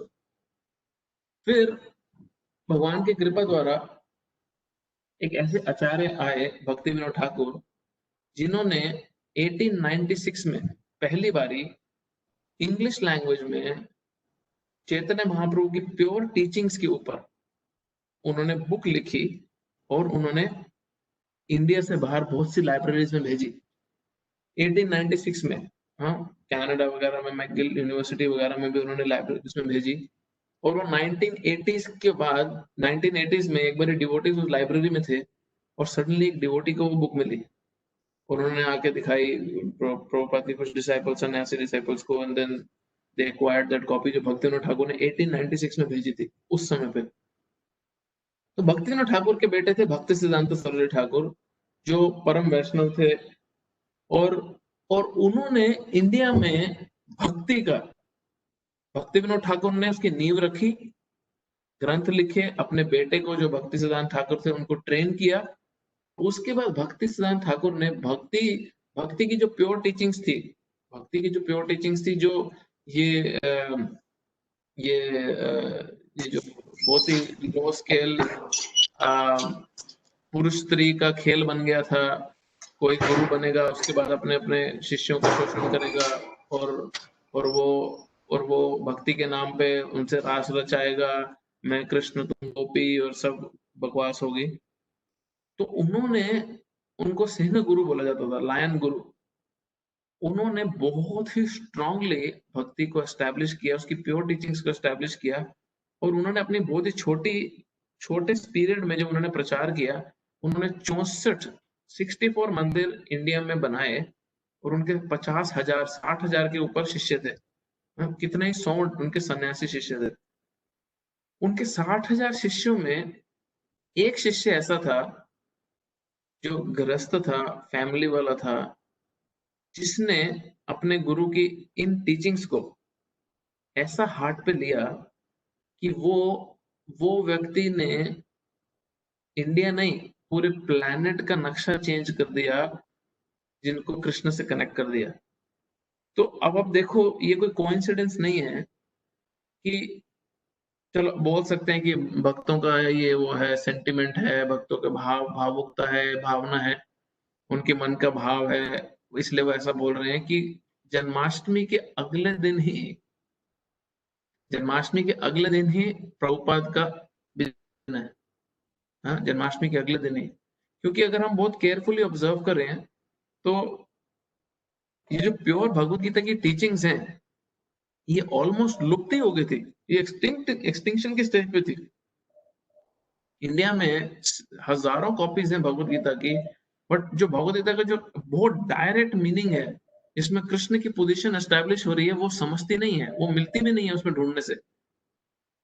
और कैसे समझ सकते हैं इसको समझने का तरीका एक है कि मेरे से एक बारी मंदिर में एक व्यक्ति बात कर रहे थे कि फर्क क्या है, तुमने भगवत गीता लिखी, इतनी भगवत गीता मार्केट में है, तुम्हारी भगवत गीता में क्या खास है? बोला भाई पहले तो मेरी भगवत गीता नहीं है ये प्रभुपाद जी द्वारा परंपरा से जुड़ी भगवत गीता लिखी हुई है, जिसमें परंपरा से गिवन नॉलेज है, जिसमें प्रभुपाद ने अपना भी मनोधारणा नहीं डाली। दूसरा, मैंने जब उसको ये पॉइंट बोला तो उसको बहुत स्ट्राइक किया, और मुझे खुद को भी किया बोलते समय भी ये पॉइंट, की तो बहुत वैलिड पॉइंट है कि कितनी हजारों भगवत गीता मार्केट में अवेलेबल है, चाहे इंडिया में चाहे वेस्टर्न कंट्रीज में, बट कितनी भगवत गीता पढ़ के भगवान कृष्ण के भक्त बने हैं लोग। तो ये क्या भगवत गीता प्रभुपाद जी ने लिखी, जिस गीता को पढ़ के हजारों लाखों के नंबर्स में लोगों ने कृष्ण भक्त बनने शुरू कर दिया, जो कितने 100 सालों से नहीं बन रहे थे, और कितनी हजारों वैरायटी भगवत गीता की मार्केट में है, नहीं बन रहे थे। तो ये श्रील प्रभुपाद का कंट्रीब्यूशन है कृष्ण की कृपा से, कि वो कृष्ण की प्योर टीचिंग्स, जिसके बारे में हम बहुत कॉन्फिडेंटली अभी बोल पा रहे हैं, मतलब हम कई बार अगर सोचें कि क्या हैसियत क्या है हमारी, कि हम यहाँ बैठे हैं और बोल रहे हैं कृष्ण भगवान है, भगवद गीता का ये मूल सिद्धांत है, जिसको ये समझता नहीं है वो मूर्ख है। प्रभुपाद नहीं होते तो सबसे बड़ा मूर्ख तो मैं ही होता। मैं अपना भी देखूंगा, हमें क्या पता है, हमारा अकल कितनी है, हमारे को कुछ भी नहीं पता। हाँ, प्रभुपाद जी की शक्ति पे हम बड़ा बड़ा लेक्चर भाषणबाजी कर देते हैं, और हम सबसे बड़ी गलती जो कर बैठते हैं वो ये कर बैठते हैं कि हम कई बार प्रभुपाद को ही भूल जाते हैं, कि जिनकी वजह से ये पॉसिबल हो रहा है, जिनकी वजह से हम सारे अभी जितने भी लोग बैठ के आप सुन रहे हो, हम सबको ये अपॉर्चुनिटी ही उनकी वजह से मिल रहा है कि हम भगवद गीता की इस प्योर टीचिंग्स को एक्सेस भी कर सकते हैं। नहीं तो कहाँ समझ आएगी। आप सब दुनिया घूमे हो, आप सबों ने कितने धर्म कर्म की जगह पे गए हो, किताबें पढ़ी हैं, क्या क्या किया है। ये ये ये जो भगवद गीता की बहुत प्योर टीचिंग्स है, ये कहाँ है? ये अब मेरे को तो नहीं पता थी, ना ही मेरी तरफ से आ रही है, ना ही इस्कॉन में किसी की इतनी हैसियत थी। अगर प्रभुपाद जी नहीं होते, उन्होंने नॉलेज नहीं दी होती, तो हमारे में से किसी के पास ये एक्सेस था ही नहीं। हमारे में से किसी की हैसियत भी नहीं है कि हम भगवद गीता खोलते और हमारे को समझ आ जाती। हमारे घर में सबके पास भगवद गीता, रामायण, महाभारत सबके पास थी। कितने शुद्ध भक्त बनने के रास्ते पे चले हैं हम आज तक, कितने भगवान की दृढ़ता से भक्ति करने के रास्ते पे चले हम में से लोग, कितनों ने जीवन में ये थ्योरेटिकली डिसाइड कर लिया कि हाँ करनी तो भक्ति है, चलो अभी नहीं कर पा रहा मैं बट करनी तो भक्ति है। कितनों ने डिसाइड कर लिया, बहुत विरले फॉर्चुनेट थे जिन्होंने ये डिसाइड किया होगा कि हाँ भगवान की शुद्ध भक्ति करनी है, जीवन का लक्ष्य भगवान के धाम जाना है, ये भौतिक शरीर है, हम तो आत्मा है। कितनों को यही समझ आ गया आध्यात्मिक नॉलेज का बेसिक्स, कि हम शरीर नहीं आत्मा है। कितनों को समझ आया? हाँ, कितनों को? मैं चैलेंज से बोलता हूँ, हार्डली कोई बोल पाएगा कि हाँ मुझे पहले ही पता था, प्रभुपाद जी की कृपा से पहले ही मुझे पता था मैं शरीर नहीं आत्मा, और मेरा अपना जीवन आत्मा के हिसाब से मैं जी रहा था। हाँ? प्रभुपाद जी एक बार गाड़ी में बैठे थे, अमेरिका की बात है, और कार में वो बैठे थे, तो पीछे की सीट में बैठे थे, तो प्रभुपाद जी यहाँ थे और उनका एक शिष्य यहाँ था। अब प्रभुपाद जी ने खिड़की से बाहर देखा, और उनके शिष्य ने भी खिड़की से बाहर देखा, और खिड़की के से बाहर उन्होंने देखा तो यंग लड़के लड़की आपस में गले वले मिल रहे, और उनका कॉलेज के बॉयज से आपस में मस्ती चल रहा है, ग्रुप में खेल कूद चल रहे हैं। तो ये लड़का जो खुद पहले कॉलेज में था, पढ़ाई वढ़ाई करके वो बाद में भक्त बना, तो ये लड़का बोला शुक्र है मैं बच गया, नहीं तो मैं भी ये सब कर रहा होता। हाँ, प्रभुपाद जी की कृपा से मुझे बचा लिया, मैं बच गया, शुक्र है मैं बच गया, नहीं तो मैं भी ये माया में फंसा होता, और नहीं तो मैं भी ये नरकों वाला जीवन जी रहा होता। हाँ हाँ, वो बोली जा रहा है। तो जब इसने ध्यान से देखा कि प्रभुपाद तो रो रहे हैं, उन्होंने बोला प्रभुपाद जी आप रो क्यों रहे हो? तो प्रभुपाद का विजन क्या था? प्रभुपाद रो रहे थे बाहर देख के उन लोगों को, और उस लड़के को बोले प्रभुपाद कि मैं ये सोच रहा हूँ कि मैं इनको कैसे बचाऊं, मैं इनको सेव कैसे करूं, मैं क्या करूं कि मैं इनको बचा सकूं लोअर स्पीशीज में हेलिश कंडीशन में जाने के लिए। और ये जो डिवोटी था, इसको इतना बड़ा झटका पड़ा कि यार यहाँ तो मैं अपनी चिंता करी जा रहा हूँ, यहाँ मैं एक ऐसे व्यक्ति के पास बैठा हूँ जो पूरे के पूरे सृष्टि की, पूरे के पूरे विश्व की चिंता कर रहा है और रो रहा है, और वो दुख में डंडे नहीं खा रहे, वो बीमार नहीं पड़े सड़क पे, कूद रहे हैं, आपस में लड़के लड़के मस्ती कर रहे हैं, सब बॉयज गर्ल्स कॉलेज के अंदर, और उनको देख के प्रभुपाद रो रहे हैं। सोचो क्या विजन होगा, क्या कंपैशन होगा, और क्या वो व्यक्ति का हृदय होगा जो जो उनको रोना आ गया उनकी हालत देख के कि ये भगवान से कनेक्टेड ही नहीं है, इनका कितना बुरा हाल होगा। एक बारी एक भक्त प्रभुपाद जी के पास आते हैं, जनरल उनकी बात चल रही थी ऐसे प्रभुपाद से कि प्रभुपाद को कुछ समय से उनको कुछ इंस्ट्रक्शंस दे रहे थे, और वो कई बार फॉलो करते थे, कई बार ढंग से फॉलो नहीं करते थे, और कुछ नियमों को भी तोड़ दिया उन्होंने, साधना भी अच्छे से नहीं कर रहे थे। तो एक दिन प्रभुपाद उनके पास आए और उस भक्त को बोले कि तुम कब सुधरोगे, तुम कब सुधरोगे और कब भगवान की भक्ति करनी अच्छे से शुरू करोगे। मैं कितने जन्मों से आ रहा हूँ तुम्हें बचाने के लिए और तुम हो कि सीरियसली ले ही नहीं रहे भगवान की भक्ति। मैं कितने जन्मों से आ रहा हूँ, कितनी बारी आ चुका हूँ तुम्हें सेव करने के लिए और तुम सीरियसली ले रहे भक्ति को। गुरु को, प्रभुपाद जी बोले, गुरु को बार-बार मत बुलाओ अपने शिष्य को बचाने के लिए। तो बाद में एक्सप्लेन कर रहे थे कि गुरु जब जिम्मेदारी लेता है, जब एक शुद्ध भक्त भगवान का गुरु की सेवा में जिम्मेदारी लेता है अपने शिष्यों को भगवान से मिलाने की, और वो शिष्य सिंसियर होता है बट किसी वीकनेस के कारण नहीं ढंग से कर पाता, तो गुरु की रिस्पॉन्सिबिलिटी बन जाती है, वो बार-बार आते हैं, नहीं तो अपने प्रतिनिधि को भेजते हैं उस जीव की उस आत्मा को भगवान के धाम वापस लेके जाने के लिए।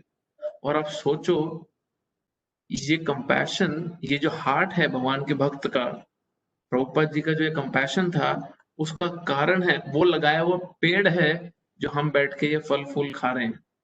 तो कल जन्माष्टमी है, परसों प्रभुपाद जी का अपीयरेंस डे है, उनका आविर्भाव भाव दिवस है। तो मैं सबसे रिक्वेस्ट करूंगा आप सबसे कि कल जन्माष्टमी तो आप लोग अच्छे से मनाओगे ही, बट एक चीज जरूर करना जन्माष्टमी के दिन, कृष्ण से इतना जरूर प्रे करना सारे के सारे अच्छे से कि, और मैं भी प्रे करूंगा ये कि हम कृष्ण आपको तो अच्छे से नहीं जानते, बट प्रभुपाद जी और उनके शिष्यों को जानते हैं। तो हमें सिर्फ इतनी शक्ति दे देना, इतनी इंटेलिजेंस दे देना, इतनी कृपा कर देना कि हम उनको फॉलो कर सकें अच्छे से और उनको खुश करने के लिए अपने जीवन में कुछ ऐसा कर सकें, उनको खुश करने के लिए अपने जीवन में कुछ ऐसा कर सकें जो जो अल्टीमेटली आपको प्लीज करे। हाँ? तो कई बार ये क्वेश्चन आता है कि ऐसा ये क्या मैकेनिज्म है, ये क्या होता क्या है कि जब हम किसी भक्त की सेवा करते हैं तो भगवान प्रसन्न होते हैं। हाँ? ये क्या कनेक्शन क्या है कि हम भक्त की सेवा कर रहे हैं और प्रसन्न भगवान हो रहे हैं। इसलिए बार बार बोला जाता है ना कि भक्तों की सेवा करो कि भगवान प्रसन्न होते हैं। तो बेसिकली सिंपल सा इसमें अंडरस्टैंडिंग यही है कि जो जो भगवान के महान भक्त हैं, जो भगवान के महान भक्त हैं, जो स्पेशली वो भक्त जो अपनी करुणा के कारण अपने को एक्सटेंड करते हैं, अपने को एक्सटेंड करते हैं, अपने कंफर्ट नहीं देखते हैं और सिर्फ सिर्फ और सिर्फ किसी तरह लोगों को बचा सकूं वो कंफर्ट, उनके कंफर्ट देखते हैं। जब ऐसे भक्त जो भगवान के बहुत प्रिय होते हैं, जब हम उनकी सेवा में कुछ कर देते हैं, उनकी बात मान लेते हैं, भगवान को बहुत सैटिस्फैक्शन फील होता है कि मेरा जो बहुत डियर है, मेरा जो बहुत क्लोज है, तुमने उसके लिए कुछ कर दिया। जैसे माता पिता को कई बार बहुत ही सेल्समैन इस ट्रिक को यूज करते हैं, मार्केटिंग में भी ये ट्रिक बहुत यूज होती है कि सपोज कोई माता पिता अपने बच्चे के साथ गाड़ी लेने जाए, तो एक इंटेलिजेंट सेल्समैन जो होता है वो बच्चे के साथ ज्यादा समय बिताता है जब माता पिता गाड़ी लेने आए हैं। क्यों? क्योंकि वो बच्चे को जब खुश रखता है तो माता पिता को साइकोलॉजिकली अंदर दिल से भी बहुत खुशी होती है कि मेरे बच्चे को खुश रखा है इसने। तो उनका नेचुरल इंक्लिनेशन बन जाता है कि हाँ ठीक है, सेल्स कराएंगे तेरे से ही कराएंगे, तो बंदा अच्छा है। तो भगवान का सेम स्वभाव है कि भगवान का जो बहुत प्रिय है, भगवान के भक्त, अगर हम उनको प्लीज करते हैं तो भगवान को डायरेक्टली प्लेजर मिलता है और वो हमारा लाइफ चेंज करने की ताकत रखता है। एक पास टाइम बताता हूँ फिर मैं खत्म करता हूँ, उससे ये समझेगा कि कौन है प्रभुपाद, क्या व्यक्ति हैं। अभी प्रभुपाद अमेरिका आए नहीं थे, अभी प्रभुपाद इंडिया में ही थे, 1962 की बात है ये। तो तो ये 1977 प्रभुपाद जी के शरीर छोड़ने के बाद 1978 में ये स्टोरी पता चली भक्तों को वृंदावन में एक बाबा जी से। तो प्रभुपाद वृंदावन में दामोदर मंदिर में रहते थे, राधा दामोदर मंदिर में। छोटा सा उनका कमरा था, उनका कमरा होगा तकरीबन 5 फुट बाय 10 फुट का, 4 फुट बाय 10 फुट का कमरा होगा उनका मैक्सिमम, उतना ही लेंथ विड्थ होगा जिसमें वो रहते थे। और वहां पे उन्होंने ग्रंथ लिखे, भागवत का पहला कैंटो, तीनों पार्ट्स लिखे थे अमेरिका में आने से पहले। तो प्रभुपाद जी वहां रहते थे। तो साथ वाली बिल्डिंग में, साथ वाले मंदिर में एक बाबा जी थे, घनश्याम बाबा जी शायद। वो रोज रात को किसी के रोने की आवाजें सुनते थे, जोर जोर से रोने की, जोर जोर से रोने की। तो एक दिन वो छत चढ़े अपनी, सुनने के लिए कि रात को 2 बजे रो कौन रहा है, ये रोज रात को 2-1-2 बजे रोता कौन है। तो जब वो छत चढ़े तो उन्होंने देखा कि प्रभुपाद जी रात को 1:30-2 बजे, हाँ 1:30-2 बजे रात में, सुबह में, रात में जो भी, वहां पे मंदिर के कोर्टयार्ड में पीछे, जहाँ पे रूप गोस्वामी जो चैतन्य महाप्रभु के शिष्य थे 500 साल पहले, उनकी समाधि बनी है, वहां पे झाड़ू मार रहे हैं, सफाई कर रहे हैं और जोर जोर से रो रहे हैं कि मुझे शक्ति दो मेरे गुरु का ऑर्डर पूरा करने की, मेरे को शक्ति दो मेरे गुरु का ऑर्डर पूरा करने की, मैं कब अपने गुरु की आज्ञा पूरी करूंगा, कब मैं पूरे विश्व में भगवद गीता का प्रचार करूंगा, मैं कब मैं जीवों को उनके बुरी स्थिति से निकालूंगा, मैं कब भगवान की भक्ति का प्रचार करूंगा, मैं कब अपने गुरु की आज्ञा पालन करूंगा। और वो झाड़ू मारे रो रहे हैं।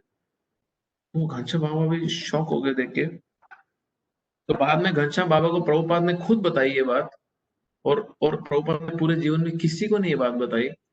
हाँ, प्रभुपाद खुद बोले कि एक दिन मैं रात में बहुत रो रहा था, रूप गोस्वामी की समाधि के सामने बहुत ज्यादा रो रहा था, और रूप गोस्वामी स्वयं मेरे सामने प्रकट हुए और मुझे बोले कि भक्ति वेदांत स्वामी, तुम क्यों इतना रो रहे हो?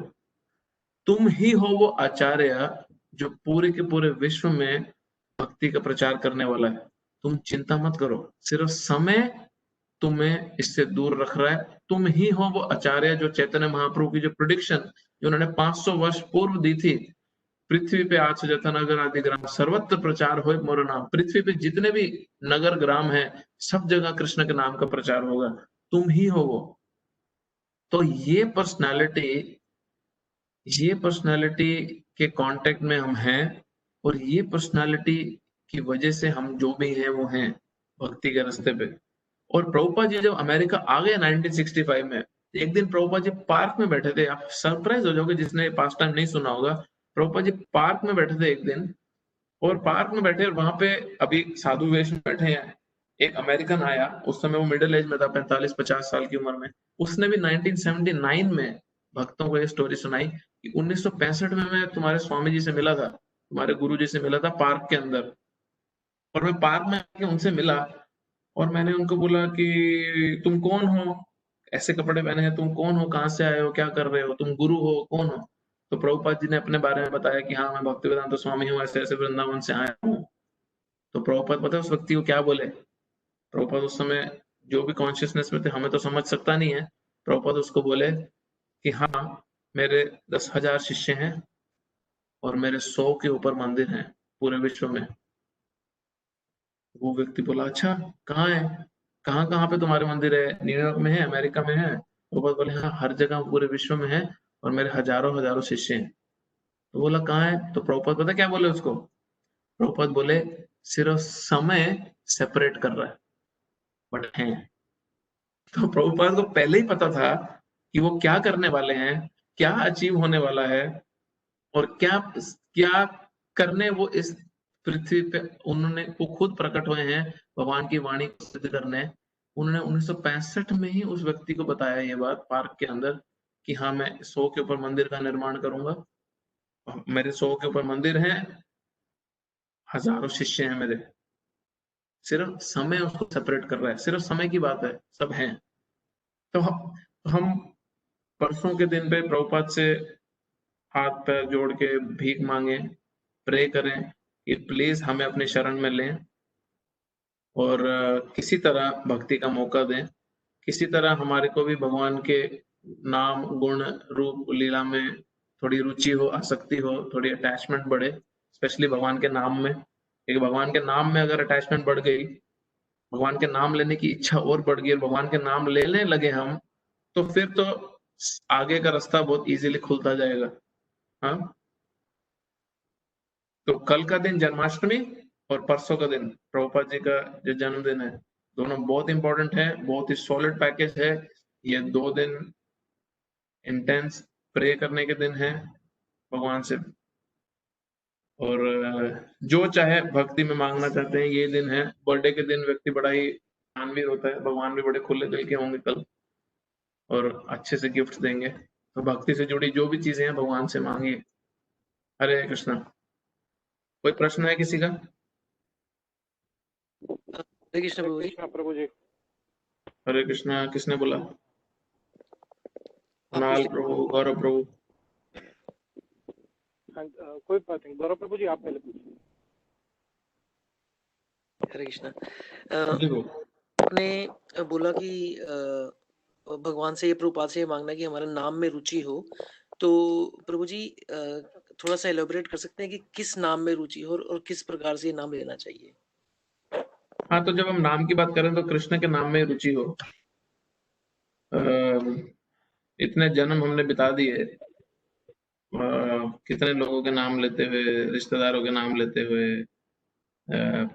बीवी बच्चों के, पति पत्नी के नाम लेते हुए, मूवी स्टार्स के नाम लेते हुए, स्पोर्ट्स स्टार्स के नाम लेते हुए, उनके पोस्टर लगाते हुए, इन्हीं के यही सब चीज़ों में हमारी रुचि रही है और अभी भी है। तो जो भगवान के शुद्ध नाम है, हरे कृष्ण महामंत्र जो भगवान ने खुद अपने वेदों में भगवान ने डायरेक्टली ये मंत्र दिया, जो चैतन्य महाप्रभु ने, जो स्वयं कृष्ण स्वयं खुद हैं, जिन्होंने आके हरे कृष्ण महामंत्र का प्रचार किया, जो आप सबको पता होगा, हरे कृष्ण कृष्ण कृष्ण हरे हरे, हरे राम राम राम हरे हरे।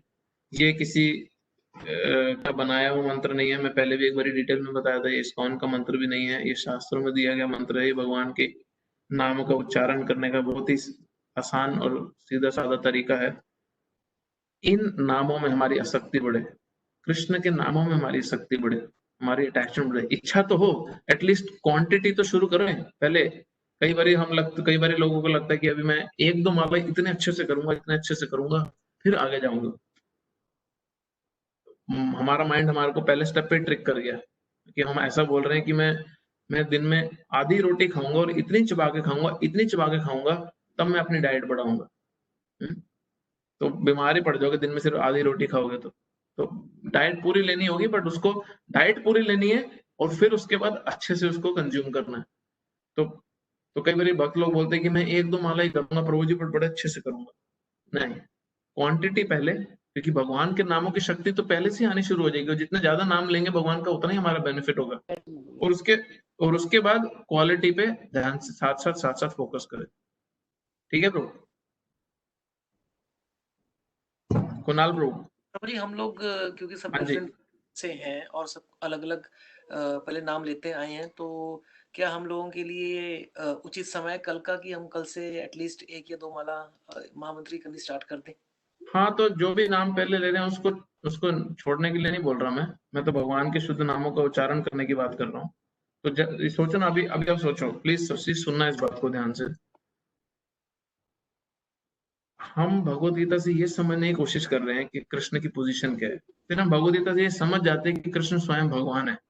अब स्वयं भगवान का कल जन्म उत्सव है, हाँ, और हम अगर भगवान के जन्म उत्सव पे उनको उन्हीं के नाम लेने का एक प्रण लेके ये गिफ्ट भी नहीं दे सकते, हाँ, हम ये भी गिफ्ट नहीं अगर भगवान को दे सकते, तो भगवान को थोड़े ना हमारे 200-500 रुपए या 2-5-10-20 हजार डॉलर या $2 लाख या 50 करोड़ या 10 करोड़ चाहिए। भगवान तो लक्ष्मीपति हैं। जिन अठन्नी चवन्नियों के पीछे हम भाग रहे हैं, सैकड़ों लक्ष्मी तो भगवान के चरण दबा रही हैं और वेट कर रही हैं कि कब मौका मिलेगा। तो हम किस चीज से भगवान को खुश करने की कोशिश कर रहे हैं? कई बार हम दे देते हैं, लो जी लो, आज तुम्हारे नाम पे, आज जन्माष्टमी है जी, 1100 पर्ची कटा देना हमारी, हाँ, आज जन्माष्टमी हमारे नाम पे भोग करवा देना। तो किसको दे रहे हैं? किसको दे रहे हैं? लक्ष्मीपति को, हाँ, सैकड़ों लक्ष्मियों के पति को। अगर उनको कुछ देना है तो वो दें जो उनको चाहिए, और वो है भक्ति, हमारी अटैचमेंट, हमारी अफेक्शन, और जिसको दिखाने का सबसे सरल तरीका है उनके नामों का उच्चारण करना। क्यों? क्योंकि भगवान को बहुत प्लीज करता है। भगवान भगवद गीता में 10 जगह बोले हैं ये बात। हम्म कितनी जगह पे बोले हैं भगवान, सततम कीर्तयन्तु माम यतन्तश्च दृढ़व्रतः। हर समय मेरा कीर्तन करते हैं मेरे भक्त, हाँ? तो ये बहुत इंपॉर्टेंट है कि जन्माष्टमी के दिन कल आ रहा है, हम भगवान को कुछ गिफ्ट देना चाहते हैं। अब डोनेशन वगैरह कुछ देना है, वो सब आप अलग चीज है, देनी है दो, नहीं देनी ना दो, इतनी इंपॉर्टेंट नहीं है वो। बट ये गिफ्ट जरूर भगवान को दो कि हाँ, कल से हम आपके नामों का उच्चारण करेंगे, आपके बारे में पढ़ना सुनना अच्छे से शुरू करेंगे। ठीक है वो?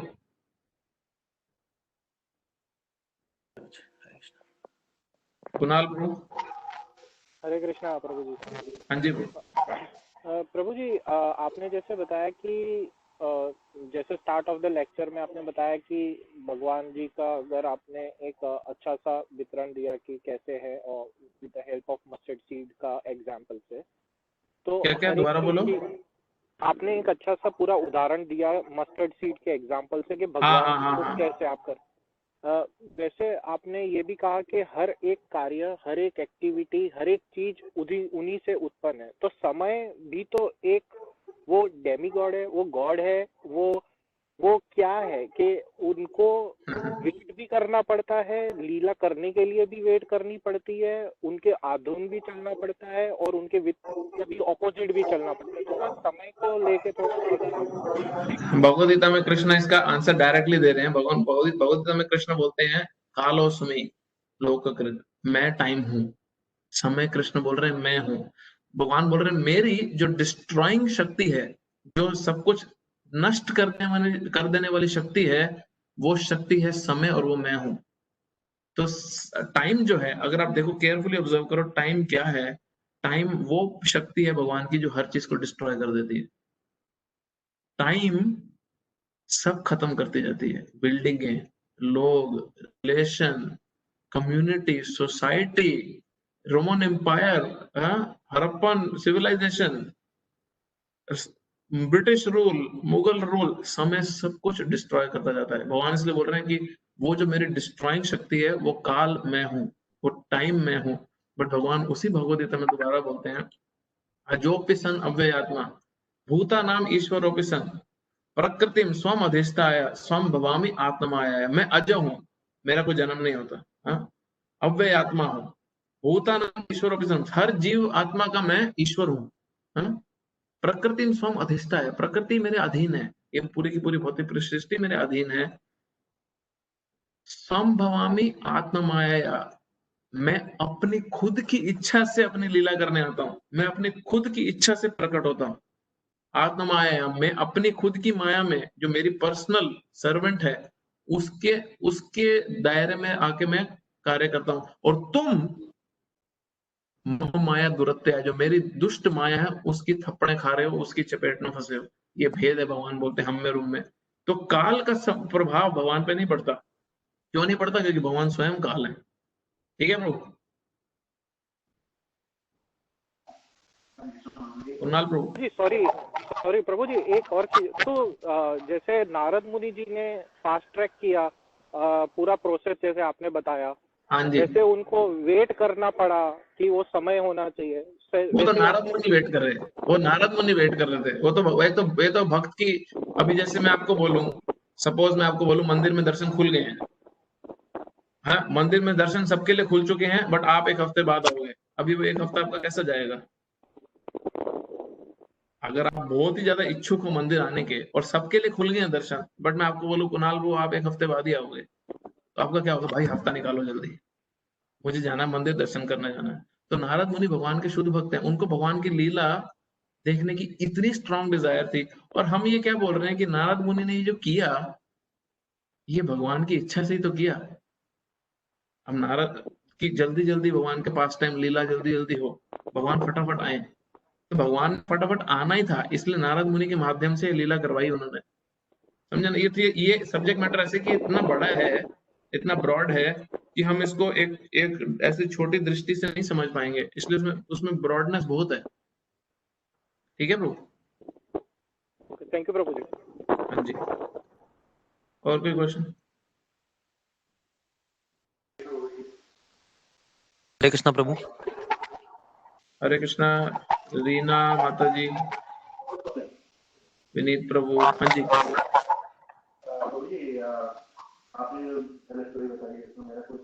वो बिल्कुल आवाज क्लियर नहीं है।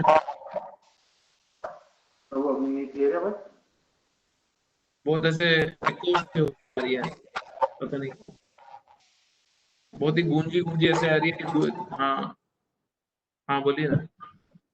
प्रभु मेरा क्वेश्चन अच्छा, है कि जब वासुदेव जी और उसमें थे जेल में, तो नहीं, जब शादी हुई तो वो अनाउंसमेंट क्यों करवाई कृष्णा ने टू आकाशवाणी क्यों करवाई कि मेरा 8वां बच्चा आपको मारेगा? लेकिन अगर वो नहीं होता तो 8वां बच्चा तो वैसे भी होना था, तो मार क्यों अनाउंसमेंट हुई और उसकी वजह से सारे बच्चों को उन्होंने मारा कंस ने?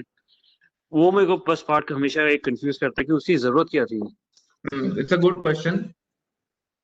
अभी भगवान जब अपनी लीला करने आते हैं तो भगवान उस लीला में, तो देखो भगवान को सबसे पहली बात तो कंस को मारने के लिए नहीं आना। भगवान कंस भगवान उसकी हार्ट की एक वॉल निकाल देते तो कंस बाईपास के बिना ही मर जाता। हाँ, तो भगवान को ये सब करने के लिए अवतार होने की जरूरत नहीं है। भगवान अपनी मधुर लीला करने आते हैं। और अगर लीला करनी है भगवान की, और स्पेशली कृष्ण की लीला, जिसमें रोमांस भी है, एडवेंचर भी है, फियर भी है, जिसमें मारना भी है, प्यार भी है, जिसमें छल खेल सब कुछ है, हर हर दृष्टिकोण से हर किसी व्यक्ति को अपनी तरफ आकर्षित कर सके, तो अगर भगवान को ऐसी लीला अपनी करनी है तो भगवान को सस्पेंस भी बनाना पड़ेगा, भगवान को एडवेंचर भी लाना पड़ेगा, भगवान को फियर भी लाना पड़ेगा, हॉरर भी लाना पड़ेगा, और भगवान को love, affection, care, compassion, friendship. आप अगर कृष्ण का पास टाइम पूरा उठा के देख लो, कोई भी बॉलीवुड की मूवी 10 मूवी में मिला के सारे के सारे एस्पेक्ट कवर नहीं कर सकती। ये भगवान की लीला की ताकत है। तो अगर सपोज कृष्ण आते, कंस को थप्पड़ मारते, कंस मर जाता और कृष्ण वापस, अभी भगवान कैसा पूरा स्टोरी रचा। अभी ये स्टोरी राइटर्स वगैरह भगवान के सामने थोड़ी ना कुछ है। भगवान की स्टोरी राइटिंग देखो कैसी है, महाभारत क्या रची। पब्लिक समझ ही नहीं पाती, इतने बड़े बड़े अपने आप को पढ़ते हैं डायरेक्टर्स, स्टोरी राइटर्स, उनको समझता ही नहीं है हुआ क्या, ये क्या क्या हिस्टोरिकल इवेंट्स थे, और इसी में से थोड़े थोड़े लेके अपनी क्रिएटिविटी जो डाल देते हैं और अपनी एक नई मूवी बनाते हैं। सब वहीं से आ रहा है। आप देखो तो सही एक बारी भगवान का पास टाइम कैसा है। कोई राइटर लिख सकता है क्या ऐसी लीला? तो भगवान ने ये सारे इमोशंस अपने सारे भक्तों को अपॉर्चुनिटी देना, अपने भक्तों की प्रसन्नता के लिए, उनकी भक्ति को और बढ़ाने के लिए, असुरों को मारने के लिए, ये पूरा कॉम्बिनेशन किया और ऐसी लीला रची जो भगवान की लीला इतनी आकर्षित हुई। हाँ, समझे ना? ठीक है, और कोई क्वेश्चन है? हरे कृष्णा प्रभु। ओ कौन बोले? प्रभु नहीं मैं तो आपसे पहले आवाज आई थी किसी की। रीना माता जी शायद आए उन्होंने। है रीना माता जी। ओके माता जी। प्रभु मेरा प्रश्न ये है कि आप जैसे बता रहे थे कि क्वांटिटी पहले करनी चाहिए, क्वालिटी बाद में आ जाएगी। तो मेरा प्रश्न ये है कि जैसे क्वांटिटी के चक्कर में फिर नाम अपराध भी होता है। जैसे हम 16 माला कर रहे हैं, कई बार ध्यान भी नहीं लगता, तो फिर वो करते रहते तो फिर आदत ही पड़ जाती है वैसे ही चैंटिंग करने की। जैसे मान लो कभी कुछ करते हुए आप चैंटिंग कर रहे हो या कार चलाते हुए कर रहे हो, व्हाटएवर, राइट? तो फिर हमें फिर वैसी आदत ही पड़ जाती है, फिर क्वालिटी पे कभी आ ही नहीं पाते। तो फिर उसका क्या इलाज है प्रभु? बहु जन्म करे हरि श्रवण कीर्तनम तबु तना पाए कृष्ण पदे प्रेम धन। बहुत बहुत जन्म तक भी ऐसी चैंटिंग करते रहे, तभी भी जो गोल है उस चैंटिंग का वो मिलेगा नहीं। हाँ, तो फायदा क्या ना फिर। अभी देखो दिन में सपोज कोई 16 माला कर रहा है एक दिन में, तो 2 घंटा वो डाल रहा है। 2 घंटा वैसे ही आप डाल रहे हो अपने दिन के, और सालों सालों तक डालते रहोगे, और वही 2 घंटा अगर आप ढंग से कर लो, माला भगवान की चैंटिंग, नाम भगवान का अच्छे से ले लो, तो समय तब भी उतना लगा, तब भी उतना लगा। अब ऐसा नहीं है कि अभी आपने वो 2 घंटे में अपने 2 घंटे की शिफ्ट एक्स्ट्रा मार ली और आपको ओवर टाइम मिल गया। कुछ नहीं हुआ ऐसा हुआ। आपको 2 घंटा माला करनी है तो आपको 2 घंटा माला ही करनी है, बट सिर्फ मन भटका हुआ माला करते समय, और कुछ नहीं है। अगर वो 2 घंटा हम भगवान की तरफ अपना भगवान के नाम की तरफ अपना मन बार बार ला सके और माइंड को ट्रेनिंग दे सके कि ठीक है भगवान का नाम सुन, तो ये एक्टिविटी, ये कोशिश ही भगवान को आकर्षित करती है कि हाँ ये भक्त कोशिश कर रहा है मेरा नाम सुनने की, मेरा नाम की सेवा करने की, और फिर भगवान अपने आप कृपा देते हैं। बट अगर हम सिर्फ टाइम पास कर रहे हैं, किसी तरह कर रहे हैं, रिचुअल्स चल रहे हैं, रीति रिवाज की तरह बन गया है ये भी, कि हम रोज सुबह उठ के पाठ करते हैं जी, हम जोत जलाते हैं तो हम माला करते हैं, आप जोत जलाते हो हम माला करते हैं, वही चल रहा है, तो उसमें रिजल्ट नहीं मिलेगा उतना। बट इसका मतलब ये नहीं है कि हम डाइट ना लें, हम ढंग से खाएं ना। अगर आप ढंग से नहीं खाओगे, सपोज आपको मम्मी ने आपके सुबह सुबह 2 पराठे दिए, दोपहर में 2 पराठे दिए, शाम में 2 पराठे दिए। अब आपने एक गिराई में आधा पराठा, दूसरी गिराई में एक पराठा खा लिया और चबाया भी नहीं, अंदर ले गए, खाते गए ठूसते गए अंदर, तो क्या होगा? System is going to retaliate, आपका बॉडी फाइट बैक करेगा और आप बीमार हो सकते हो। फिर आपको खुद से सीखना पड़ेगा कि चबा चबा के खाओ, थोड़ा थोड़ा खाओ, फिर बीमार पड़ जाओगे आगे जाके। फिर स्पिरिचुअली हम इतने बीमार पड़ जाते हैं कि हम भगवान का नाम ही लेना छोड़ देते हैं। बहुत लोगों के साथ ऐसा होता है, क्योंकि उन्होंने शुरू में गलतियां करी, बहुत सारी नाम अपराध करे भगवान के लेने में। तो ये शुरू से ही अगर आदत अच्छी कर लें कि भगवान का कोशिश करें, एक जगह बैठें, सुबह के समय में चैंटिंग करने की कोशिश करें, एक जगह टिक जाएं, ज्यादा भटके नहीं, मल्टीटास्किंग ना करें। एक बार एक प्रभु बता रहे थे कि यार मेरी वाइफ से बात करो, चैंटिंग करती है, पूरे घर की सफाई कर देती है माला करते समय, 2 घंटे में माला करते करते। तो अब वो मल्टीटास्किंग कर रही थी, बोले 2 घंटे क्या टाइम वेस्ट हो रहा है, मतलब चैंटिंग तो करनी ही है और माला ही सफाई कर देती हूँ। मेरे खुद के रिलेशन में मैंने देखा था, मेरी आंटी 16 माला करती थी, और मैंने पहले ही बताया था 16 माला करती थी, 2 घंटा लगता था। और शाम को उस समय पे वो, क्योंकि साल भी कोई वाला मेन पीरियड चल रहा था, वो सबसे इनिशियल टाइम जब लोग भी रोते थे उसके हीरो के मरने पे, तो 7 से 9 वो रोज अपनी माला करती थी, और 7 से 9 4 सीरियल भी निपटा देती थी। तो क्या होगा, ऐसी चैंटिंग से कुछ मिलने नहीं वाला है। हाँ, बट नंबर चल रहा है। बट भगवान के नाम में फिर भी इतनी शक्ति है कि इतने बेकार तरीके से भी अगर चैंटिंग करी तो भगवान का नाम फल देगा, बट जो असली जो उसका रिजल्ट है वो नहीं मिलेगा। ठीक है प्रभु? थैंक यू प्रभु। और कोई क्वेश्चन है? हरे कृष्णा प्रभु जी। हरे कृष्णा। प्रभु जी, नेहा जी सर। हाँ जी बताइए। प्रभु जी, मुझे पूछना था कि हमें कैसे प्लान करना चाहिए कल का डे। हाँ, ये अच्छा क्वेश्चन पूछा ना आपने। अच्छा, मेरे को एक्चुअली बोलने के समय भूल गया था, थैंक यू। तो प्रभु कल जी, का दिन, हाँ बोलो। राइट प्रभु जी, ये रिस्ट्रिक्शन है, डिवोटी एसोसिएशन भी नहीं है, टेंपल नहीं जा सकते, और वैसे भी प्रभु जी नॉर्मल भी अगर हम टेंपल जाते तो भी हमें क्या भाव होना चाहिए हमारा जन्माष्टमी के लिए। मैं अभी के हिसाब से बताता हूँ, जब आप मंदिर नहीं जा सकते, आप घर में ही बैठे हो, अगर ये सब कुछ कर सके तो बहुत अच्छा रहेगा। कि चार चीजें कल के दिल में कैसे भी करके कर लो। एक तो सुबह जल्दी उठ जाओ और अपनी चैंटिंग सुबह कर लो। हाँ, भगवान के नाम चैंटिंग, भगवान की पूजा सुबह कर लो, पहला। दूसरा, कल बर्थडे जिनका होता है ना, जिनका बर्थडे होता है, उनको बहुत ही अच्छा लगता है।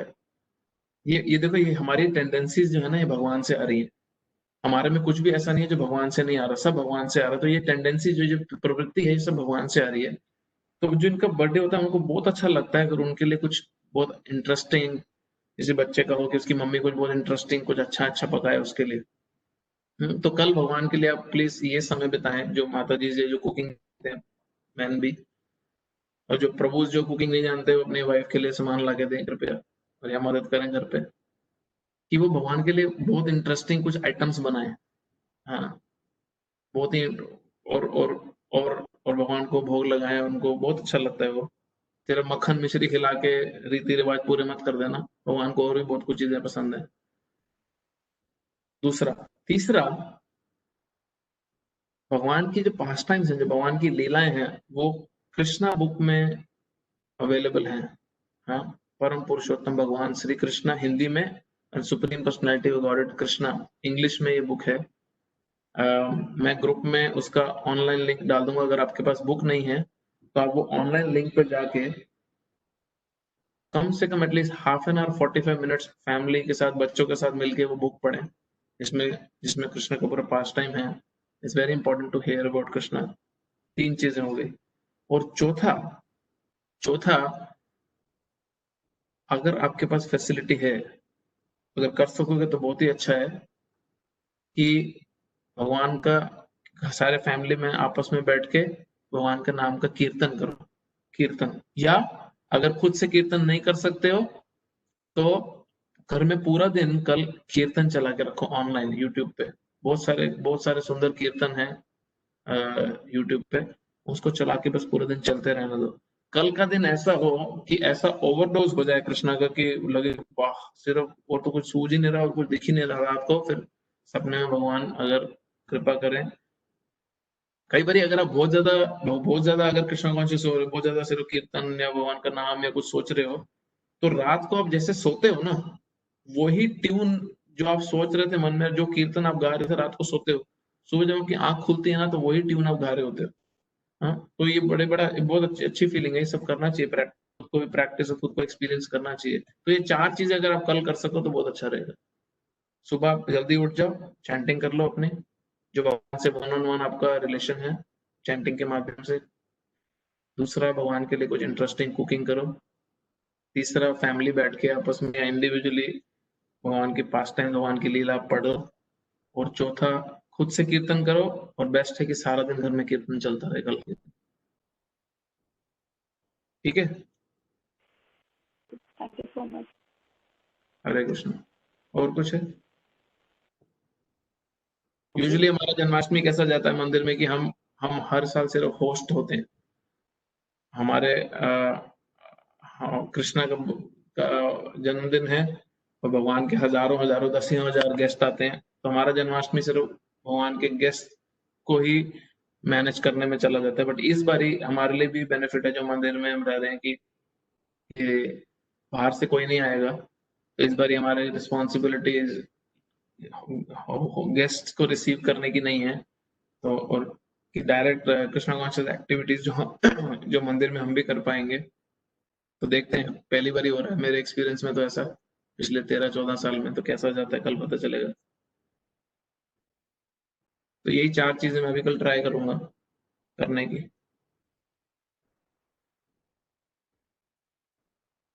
कुकिंग शायद ना कर पाऊँ, बट बाकी चीजें देखते हैं कैसा जाता है। और कुछ किसी का कोई क्वेश्चन है? थैंक यू प्रभु। प्रभु जी, just quickly before you go, हाँ जी। प्रभु जी, कल फास्ट करना चाहिए क्या? और करना चाहिए तो उसमें क्या, उसकी विधि क्या होनी चाहिए प्रभु जी? हाँ, कल स्लोली फास्ट करना चाहिए। सिंपल विधि है। कल का दिन बहुत, एक्चुअली बताऊं, कल का दिन बहुत special है क्योंकि स्वयं भगवान का प्रकट दिवस है। तो भगवान को बहुत प्रसन्नता होती है कि उस दिन हम अपने चिंता कम करें, शरीर की, अपनी जहाँ पे हमारी टांगे फंसी हुई हैं, दिमाग फंसे हुए हैं, वो चिंताएं कम करें और भगवान की तरफ हमारी चिंता ज्यादा हो। तो फास्ट करना, व्रत रखना एकादशी जन्माष्टमी के दिन बहुत पावरफुल है, क्योंकि सपोज आपने खाने की चिंता अपनी छोड़ दी, तो आपके बहुत बड़ी जो दिन की चिंता है, जो लेडीज हैं उनकी घर में कुकिंग की चिंता और खाने की चिंता और बाकियों की खाने की चिंता बच जाएगी आपकी। ये चिंता आपको मन में आएगी नहीं, सताएगी भी नहीं, और आपके दिन का 1-1.5 घंटा ऐसे ही एक्स्ट्रा निकल आएगा, जिसको आप और प्रॉपरली यूटिलाइज कर सकते हो। और कल अगर आप फास्ट रख रहे हो, जो मैं रेकमेंड करूंगा, रिक्वेस्ट भी करूंगा, रखो तो अच्छा है कि हार्ड है थोड़ा, बट निर्जल फास्ट। सीधा रात को भगवान का, जब भगवान एक्चुअली रात को 12 बजे प्रकट हुए थे, तो 12 बजे जाके पानी लें या कुछ खाएं। बट अगर शरीर किसी का अलाउ नहीं करता और वो पानी के बिना नहीं रह सकते, तो पानी ले सकते हैं। अगर खाने के बिना नहीं रह सकते तो फ्रूट्स खा सकते हो, नट्स खा सकते हो। ये मतलब ग्रेडेशन है, बिना पानी बिना कुछ खाए बेस्ट है। फिर उसके बाद में है, सिर्फ पानी पी लो, फिर उसके बाद में फ्रूट्स नट्स खा लो। उसके बाद में खाना है तो सिर्फ एकादशी का खाना, जिसमें अनाज मत खाना और उससे नीचे मत जाना। रात को 12 बजे के बाद ही अनाज खाना। जैसे नवरात्रे का फास्ट होता है या एकादशी का फास्ट होता है, वही खाना कल के दिन में, अगर खाना पड़े तो। बाकी देखो, सबका अपना हेल्थ इश्यू कैसा है, जो आप डिसाइड करो, but that's my suggestion fasting को लेके। थैंक यू प्रभु जी। ठीक है, बंद करें। हरे कृष्णा। श्री कृष्ण जन्माष्टमी की जय। श्रीमद् भगवत गीता की जय। श्री प्रभुपाद की जय। सच्चिदानंद हरि हरि हरि बोल। हरे कृष्ण।